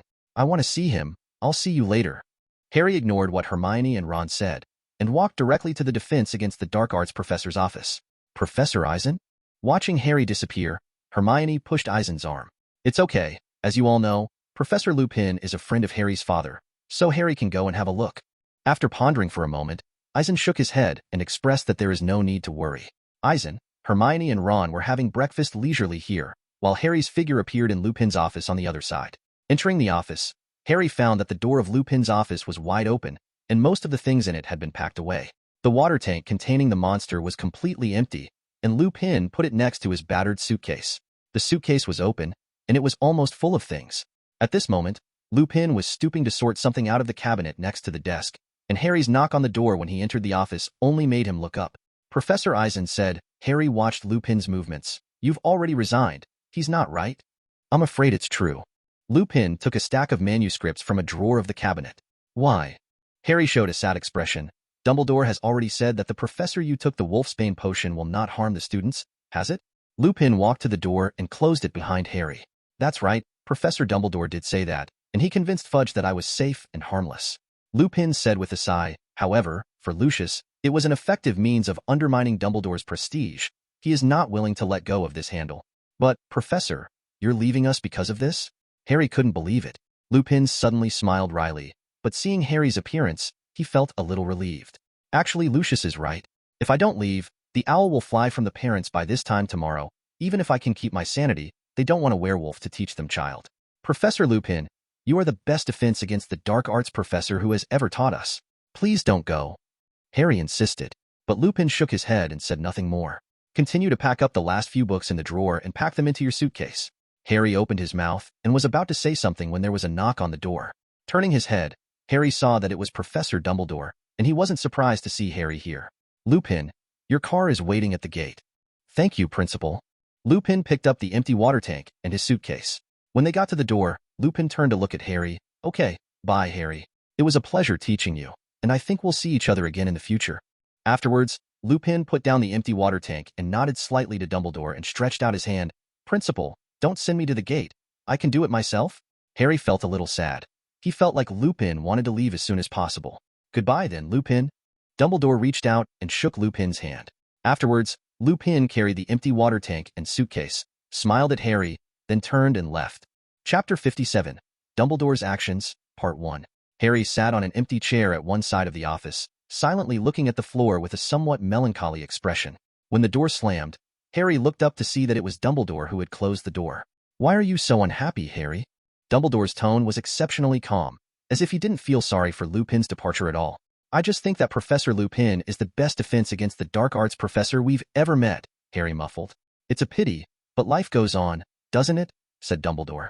So, Professor, is there anything else? Harry nodded, then asked aloud. Yes, I heard you lived with Sirius during the Christmas break? Dumbledore looked at Harry with a strange expression. That's right. Living with Sirius is much better than staying with the Dursleys. Talking about this topic, Harry suddenly brightened up. You plan to stay at Sirius' house forever? Dumbledore's eyes narrowed. Of course, there's nothing wrong with that, right? Harry said excitedly, not seeing the strange look on Dumbledore's face. No, I think you'll have to go home for the holidays. Dumbledore poured cold water on Harry's head. Ah, why? Harry froze for a moment. You know, how the Dursleys treated him. He couldn't be more clear. Since he had the opportunity to get rid of their family, why did he go back? Seeing Dumbledore's silence, Harry's eyes were filled with confusion for a moment. Harry, I think, I have to tell you. Dumbledore spoke slowly after a while. What? Harry was even more confused. After Voldemort killed your parents and tasted failure in you, I left you at the door of your uncle and aunt's house. At that time, I knew you would suffer. I knew you were destined to experience 10 years of hardship. Dumbledore turned his head to look the other way, as if seeing a vision of Harry's suffering in the past. Why? Harry was taken aback, and recalling what happened to him at the Dursleys' house, he couldn't help asking. Yes, I know you're going to ask, and there are reasons to ask. Why is it the way it is? Why didn't I keep you in a wizarding family, which many families are not only happy to do, but treat you as they will be honored and happy to be raised as their own sons, just like the West family? Dumbledore took off his half-moon glasses, cleaned them with a spell, and put them back on. Yeah, why is that so? Harry didn't speak, but he was thinking like this in his heart. Harry became even more curious when he thought of the possibility of growing up in West's home. My answer is that my first consideration is to let you survive, because you will be in more danger than others. At that time, everyone knew that you stopped Voldemort and he was defeated, but his supporters are still at large. Dumbledore paused and continued, those Death Eaters are all angry and brutal outlaws, and many of them are as terrifying as Voldemort. But, what does it matter? Harry couldn't help asking. I declare to the outside world that Voldemort has been completely killed, but do I really believe that Voldemort has disappeared forever? No, I will not believe it. Although I don't know when he will come back, 10 years, 20 years, it's still 50 years, but I know he will come back. He's going to kill me when he comes back. Harry recalled when Voldemort possessed Professor Quirrell in his first year. That's right, from what I know about him, I'm sure he won't sit still before killing you. Dumbledore nodded. I know that Voldemort's knowledge of magic is probably more extensive than any wizard alive today. I also know that once he regains his full magic power, I am afraid that even the most complicated and powerful spells I use may not necessarily be his opponents. Does this have anything to do with my living at the Dursleys? Harry's eyes showed a thoughtful look. You're smart, Harry. Dumbledore nodded to Harry with a little emotion on his face. Your mother gave up her life to save you, and she left you with an unexpected and lasting protection, which is still to this day still runs in your blood. Voldemort paid the price for your mother's protection. So, trusting in your mother's blood, I hand you over to his sister, her only surviving relative. But she doesn't like me. Harry couldn't help interjecting. She didn't give me what I should have. Oh, but she took you in. Dumbledore interrupted him. She may have been reluctant, unhappy, reluctant, and took you in with a grudge. But she took you in after all. This makes the spell I can cast on you to make your mother sacrifice the protection left in your blood to become your greatest protective barrier in the way of blood ties. Blood ties. Harry repeated the phrase. Yes, as long as you can call home the place where your mother's blood resides, then you will not be disturbed or harmed by Voldemort there. Voldemort made her bleed, but that blood is still in you and her sister. Her blood becomes your refuge. As long as you call it home, you need to go back every year. As long as you're there, Voldemort can't hurt you. Your aunt knew this, and I left the letter at her door, in which I explained all that I had done to you. She knows that keeping you at home will keep you safe for the past 13 years. So, do I have to go back to the Dursleys' house every year? Harry, who was stunned for a moment, suddenly became a little depressed. I'm afraid so, Harry. Dumbledore nodded. That's really too bad. Getting an affirmative answer made Harry feel depressed. It's nothing to be unhappy about, come to think of it. You can still live with Sirius on Halloween, Christmas, and other times. Dumbledore reassured Harry. Principal, you're right. Harry took a long breath, then seemed to remember something, and looked at him with burning eyes. You said in the newspaper a while ago that Voldemort had been killed, and you can really stop it? Is Voldemort resurrected? No, I don't think that's going to stop him from being resurrected, Dumbledore said, shaking his head. Is that to delay time? Thinking of what Professor Eisen had said, Harry suddenly understood. That's right. Looking at the scar on Harry's forehead, Dumbledore nodded and said nothing more. After a few minutes, Harry had regained his composure, looked at Dumbledore, and spoke. Professor Dumbledore, do you have anything else to do? Speaking like this, Harry seemed to be planning to bid him farewell. Well, there is indeed something I need to ask you. Dumbledore looked calm on the surface, but his heart was extremely complicated at this moment. What? Harry looked at Dumbledore, a little uneasy. Recently, does the scar on your head still hurt? Dumbledore took out his wand and tapped the scar on Harry's forehead. It used to be, but not recently. Is there a problem? Harry stroked the scar on his forehead, looking at Dumbledore suspiciously. Yes, I'm going to cast a spell on you, so you can sit on the chair next to you, Dumbledore said slowly, making Harry sit aside. Seeing Dumbledore's solemn appearance, although Harry felt strange, he sat down without saying anything. Afterwards, Dumbledore fumbled for something from his bosom, and after a while, he took out a crystal-clear black gemstone and handed it to Harry. Principal, what is this? Looking at the octahedral black gemstone in his hand, Harry couldn't help asking. Something to keep you safe. Dumbledore took out another bracelet and put it on Harry's wrist. This? Harry held the black gem in one hand and wore a crystal-clear bracelet in the other, feeling a little uneasy. After taking a deep breath, Dumbledore pointed his wand at Harry. Astral projection. Harry only heard the voice of Professor Dumbledore chanting a spell, and then saw a light from the opponent's wand hit him, and then lost consciousness. Chapter 58. Dumbledore's Actions, Part 2. A flash of light shot from the tip of Dumbledore's wand, hitting Harry directly, and a transparent shadow emerged from him. The light from the tip of Dumbledore's wand continued to emerge, continuously penetrating into Harry's body. The transparent shadow seemed to be under pressure, and was slowly squeezed out of Harry's body. Dumbledore focused on everything in front of him. Behind the half-moon glasses, there was a very serious look in his eyes. He knew what he was doing, so he controlled his spell well. The transparent shadow on Harry's body fled out bit by bit, as if afraid of causing other damage to him. The speed of the splitting was extremely slow. At the same time, Harry's body slumped on the chair. The black gemstone in his hand exuded a faint luster. On the wrist of the other hand, a bright and soft blue light radiated from the crystal bracelet. The dark luster and blue light surged on Harry's body, flowing over him like flowing water, and finally gathered at the scar on his forehead, turning into runes.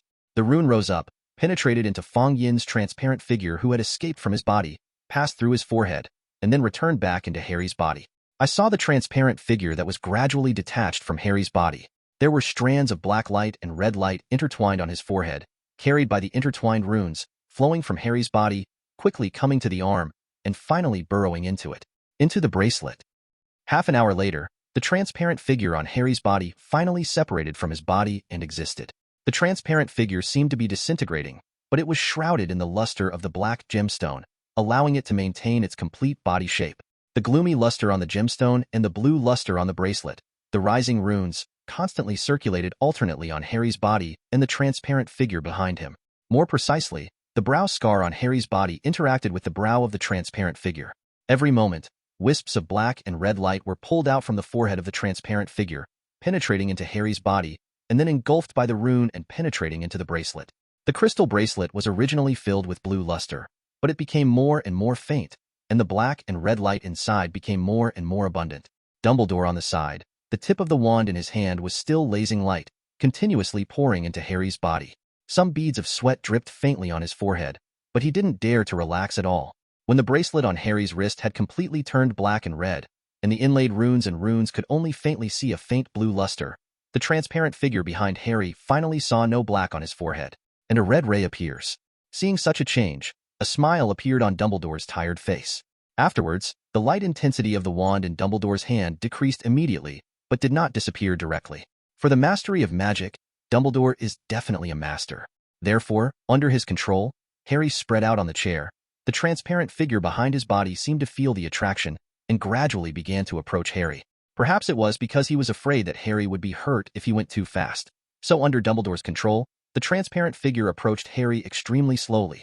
Time passed, but for Dumbledore, the most important moment had passed, so he was under a lot less pressure at the moment.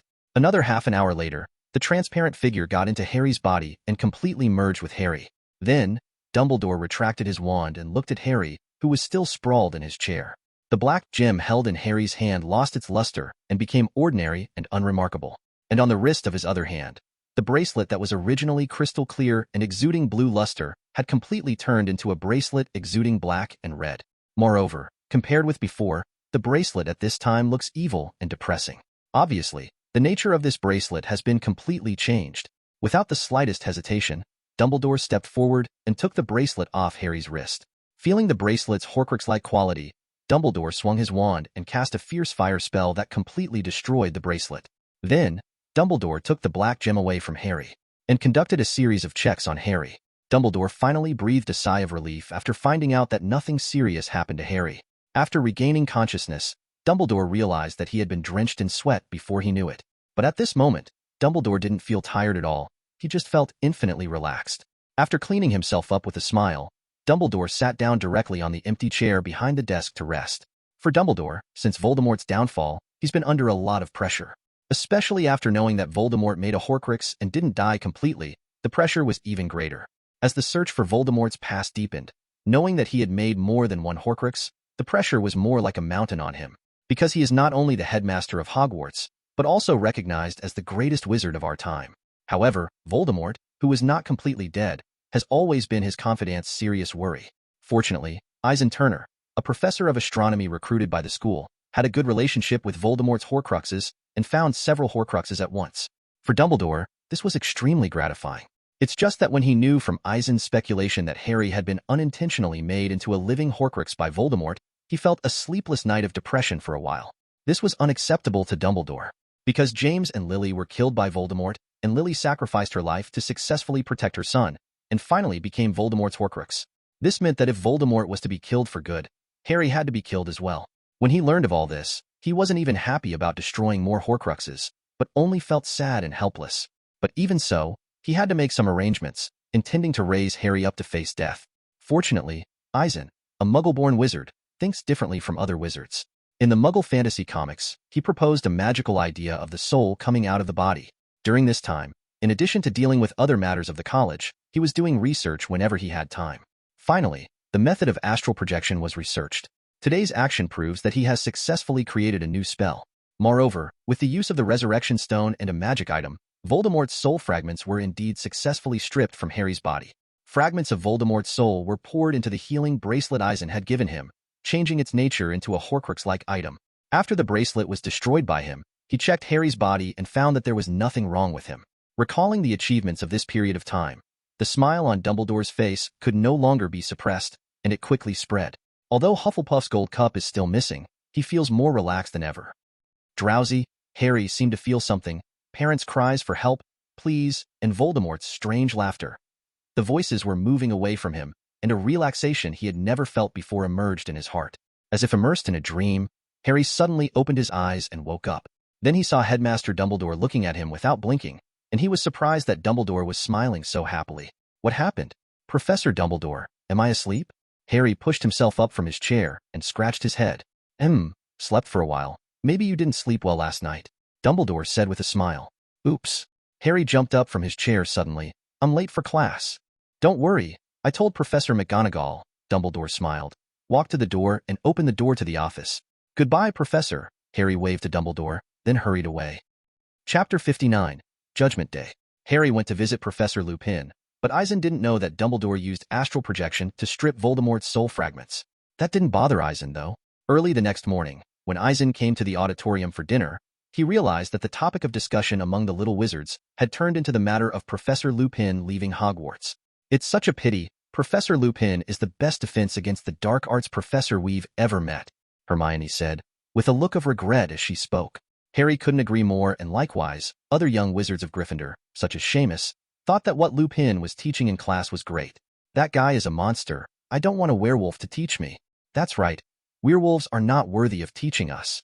This was a rather off-putting conversation on the Slytherin side, which made Harry and Ron glaring at the Slytherin students. However, Harry, you seem to be very energetic today. Eisen noticed the difference in Harry. It feels a bit hard to say, but the temperament and spirit have changed a lot. That's right. I feel more refreshed. Ron stared at Harry for a long time, then nodded in agreement. Maybe I slept better last night. I've never felt so comfortable, Harry thought for a while and said. Professor Lupin left the school. Who taught you defense against the dark arts yesterday afternoon? Eisen picked up a glass of orange juice and took a sip. Professor Snape, I don't know what Dumbledore is thinking. Let him teach us defense against the dark arts. Ron's mouth twitched, and his face darkened slightly. He said something about distinguishing and killing werewolves in class. I think he must have been involved in the conspiracy to drive away Professor Lupin, Harry said angrily. The school owl flew into the Great Hall, delivering mail or newspapers to the little wizards as usual. A letter from Harry's owl, Hedwig, caught the attention of several people. Thanks, Hedwig. Harry stroked the owl and removed the envelope from its beak. Harry opened the envelope, and Eisen took the cornflakes from the dining table and stuffed them into Hedwig's mouth. After Hedwig ate the cornflakes, she flapped her wings and flew away. Dear Harry and Ron, would you like to have a cup of tea with me tonight around 6 o'clock? I'll meet you at the castle and meet me in the Great Hall, Hagrid. Harry read the contents of the note in the envelope, then looked at Ron, and the two looked at each other. Why did Hagrid invite us for tea? Ron took a bite of the bacon, then looked at Harry. I don't know. Maybe I want to hear about Professor Lupin leaving the school, Harry said speculatively, then shook his head again. After dinner, Harry, Ron and Hermione went to class as usual, while Eisen came to the library to do his own flipping business as usual. For Eisen, moving books one after another from the library to his mind is both interesting and boring. But fortunately, in the dream world, Eisen is very efficient at learning knowledge, so he can endure loneliness. That night, Eisen summoned the trio to the dream world for another practical training. Although in the real world, such actual combat training time is very short, adding up to less than a full day, but in the dream world, this kind of training time has been as long as several years. The effect of the training is obvious. In the trio, everyone can skillfully use some commonly used attack and defense spells. Of course, more importantly, each of them has a very high degree of grasp of the rhythm of the battle. Disarm you. Armor protection. Stupid dash. The three of them moved and jumped in the middle of the field surrounded by fences. A series of spells were cast, and then they were blocked or deflected. Then you come and go, attacking and defending uninterruptedly. Seeing the three people's moving steps and grasping the right timing, Eisen, who was staring at the house not far away, couldn't help but sigh with emotion. In his opinion, the strength of the trio has basically surpassed the level of Hogwarts 7th graders. It is even said that many adult wizards may not be as good as them. Do you want to use the method of solidifying magical effects on the body on them? Looking at the footsteps of the three people in the battle, although they all have more mature fighting styles, in Eisen's view, their speed and reaction are like slow motion, full of flaws everywhere. Of course, in the final analysis, Eisen himself is cheating. Even if the three-person team's on-the-spot reaction improves rapidly, it is still not enough in Eisen's eyes. Not to mention, he can also transform into light, directly pulling the speed of thinking to the limit. It's just that it is feasible to directly solidify the magic effect on their bodies, but in Eisen's view, whether it is necessary is a question. At least, from Eisen's point of view, they are currently in no danger. After thinking for a long time, Eisen temporarily gave up such an idea. On the one hand, he felt that the strength of the trio had increased enough, so there was no need to turn them into supermen. On the other hand, Eisen felt that it was necessary to keep the method of directly solidifying the magic effect on the body a secret for the time being. After training, Eisen and the trio took a thrilling ski trip to the snow-shrouded mountain on the other side of the field. Did anything interesting happen at Hagrid's place? Before leaving the dream world, Eisen asked Harry and Ron about Hagrid's invitation to them. The excitement and joy brought by skiing just now The feeling hadn't subsided before Harry and Ron heard Eisen's words. The joy on the faces of the two quickly subsided, and they became embarrassed. Is there any problem? Looking at the expressions of the two, Eisen was a little puzzled. Did the two get into some trouble with Hagrid? No, Ron and I talked to Hagrid. He just wanted to know about Professor Lupin's departure from Hogwarts. Harry shivered and hurried to tell the story. That's right. We told Hagrid that it might be a conspiracy between Snape and Malfoy. Ron nodded in agreement, but his expression was a little weird. Then your expressions. Eisen looked at Harry and Ron meaningfully. That's because Hagrid and Buckbeak are going to London to attend the hearing of the Commission on the Disposal of Dangerous Creatures. But Harry and Ron have forgotten about it. Hermione turned towards them. Roll your eyes. Seeing Professor Eisen looking at him, Harry and Ron each explained the cause and effect of the matter. It turns out that Buckbeak Judgment Day is not long away. But since the series of things happened at school, Harry had completely forgotten about it. No way, after all, Sirius escaped from prison, Dementors attacked, Pettigrew was caught, living with Sirius on vacation, using firebolts and Quidditch matches and so on took up all his energy.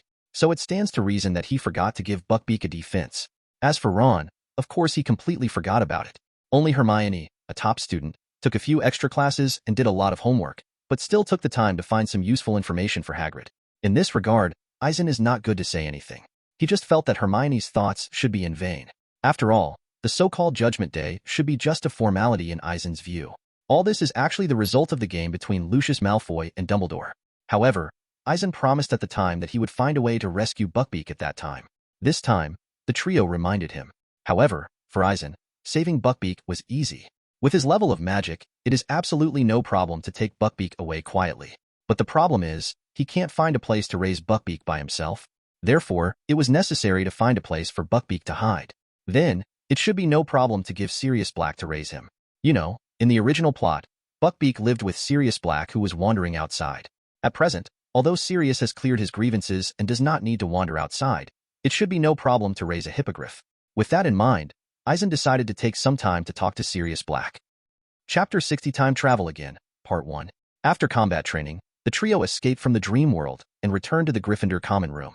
Whether it's Harry or Ron, although their training in the dream world can increase their own strength, the homework assigned by the professors still must be done. Although Hermione's time was much more generous, it was no exception. The Easter holiday is here, and for little wizards, it is far less interesting and full of fun than the Christmas holiday. One of the most important reasons is that the professors assign a lot of homework, which makes them complain. In the corridors, halls of the auditorium, or in the library, Eisen found that many young wizards were either practicing wand-waving movements or copying various knowledge. Some little wizards even sighed and yawned. Especially for wizards above the 3rd grade, there is absolutely no way to relax during the Easter holiday. It's called a holiday, was Seamus Finnegan of Gryffindor wailing. The exam is still far away. What the hell are they doing? Not only him, but Neville Longbottom was about to have a nervous breakdown. But the trio is okay, because Eisen often cheats on them and sends them into the dream world, so it's ridiculous that they have enough time. Seeing the miserable appearance of the trio, well, actually looking at the pitiful appearance of Hermione, Eisen had to find time to delve into the dream world and develop a little method. It is to reflect the homework written by Hermione in the dream world directly in the real world by means of magic. This way, the trio would have plenty of time to do their homework in the dream world. Previously, it was not possible to do homework in the dream world, because everything experienced in the dream world is real only with experience and memory. But the little tricks developed by Eisen allow them to copy the homework they wrote in the dream world to the real world. This makes the trio much easier. After having enough time, Harry and Ron took the initiative to take Buckbeak's eucalyptus. Eisen didn't say anything about it. Several times, Eisen saw them looking up materials in the library, such as Hippogriff Psyche Handbook, Study on Hippogriff Barbarism, etc., and they seemed to be immersed in it. Although Eisen knew that what they were doing was useless, he couldn't stop them directly. After all, this is their kindness. On this day, Eisen left Hogwarts and instantly came to the top of the Khufu Pyramid in Cairo, Egypt. As for coming here suddenly, of course it was not to take a look at the surrounding scenery or anything. Instead, to conduct time travel again, conduct an experiment. Previously, Eisen had buried a card with a magical seal at the gate of Hogwarts, near the wall. But after returning to modern times, the playing cards disappeared miraculously. At that time, fearing that history would change, he deliberately waited for a long time, just to see if there was any change in the wizarding world. However, after a period of silence, he found that the sun rose as usual every morning, and there were no relevant reports in the wizarding world, so he knew that his previous experiment of going back to the past had not changed history. In this regard, Eisen has a lot of speculation, but he can't figure out what's going on. The purpose of time travel this time is to rule out some possibilities and determine what is going on. Moreover, in order to avoid being disturbed by humans or by magic, Eisen simply put the destination at the top of the Khufu pyramid. With a thought, Eisen activated the silent power of time characteristic in his body and then disappeared in place in an instant. As if entering another dimension, the surroundings are pitch black. Before he can feel it carefully, the surrounding light is bright, and the surrounding scenes have been reflected in Eisen's mind. Time has turned back to January 1st, 1900. The location is still the top of the Khufu pyramid in Cairo, and at first glance it seems that there is no difference from 100 years later. Because there are wizards in the world, in order to prevent being discovered by Egyptian wizards, Eisen had cast the illusion spell on himself the moment he returned to 1900. Since this experiment was mainly to verify his conjecture, after coming to this era, Eisen did not intend to go anywhere, but acted directly on the top of the pyramid. With a thought, a card was pulled out from the storage ring, and Eisen was about to embed it in the earth and stone under his feet. But halfway through the action, Eisen stopped suddenly. More things can indeed verify certain things, but it's better to just have less things, Eisen muttered. Just when Eisen was about to put away the cards, he couldn't help but patted himself on the head. Since both methods are acceptable, why choose between them? Just verify the two methods together. At present, the cards with the magic imprint are tiled and inlaid in the corner of the top edge of the pyramid, making this change seem less obvious. Then, Eisen's movements did not stop, but directly pulled up with his hands beside him, smoothing out a place. Originally, the top of the pyramid was uneven, but after being smoothed by Eisen, it became like a flat stone slab with obvious traces of man-made.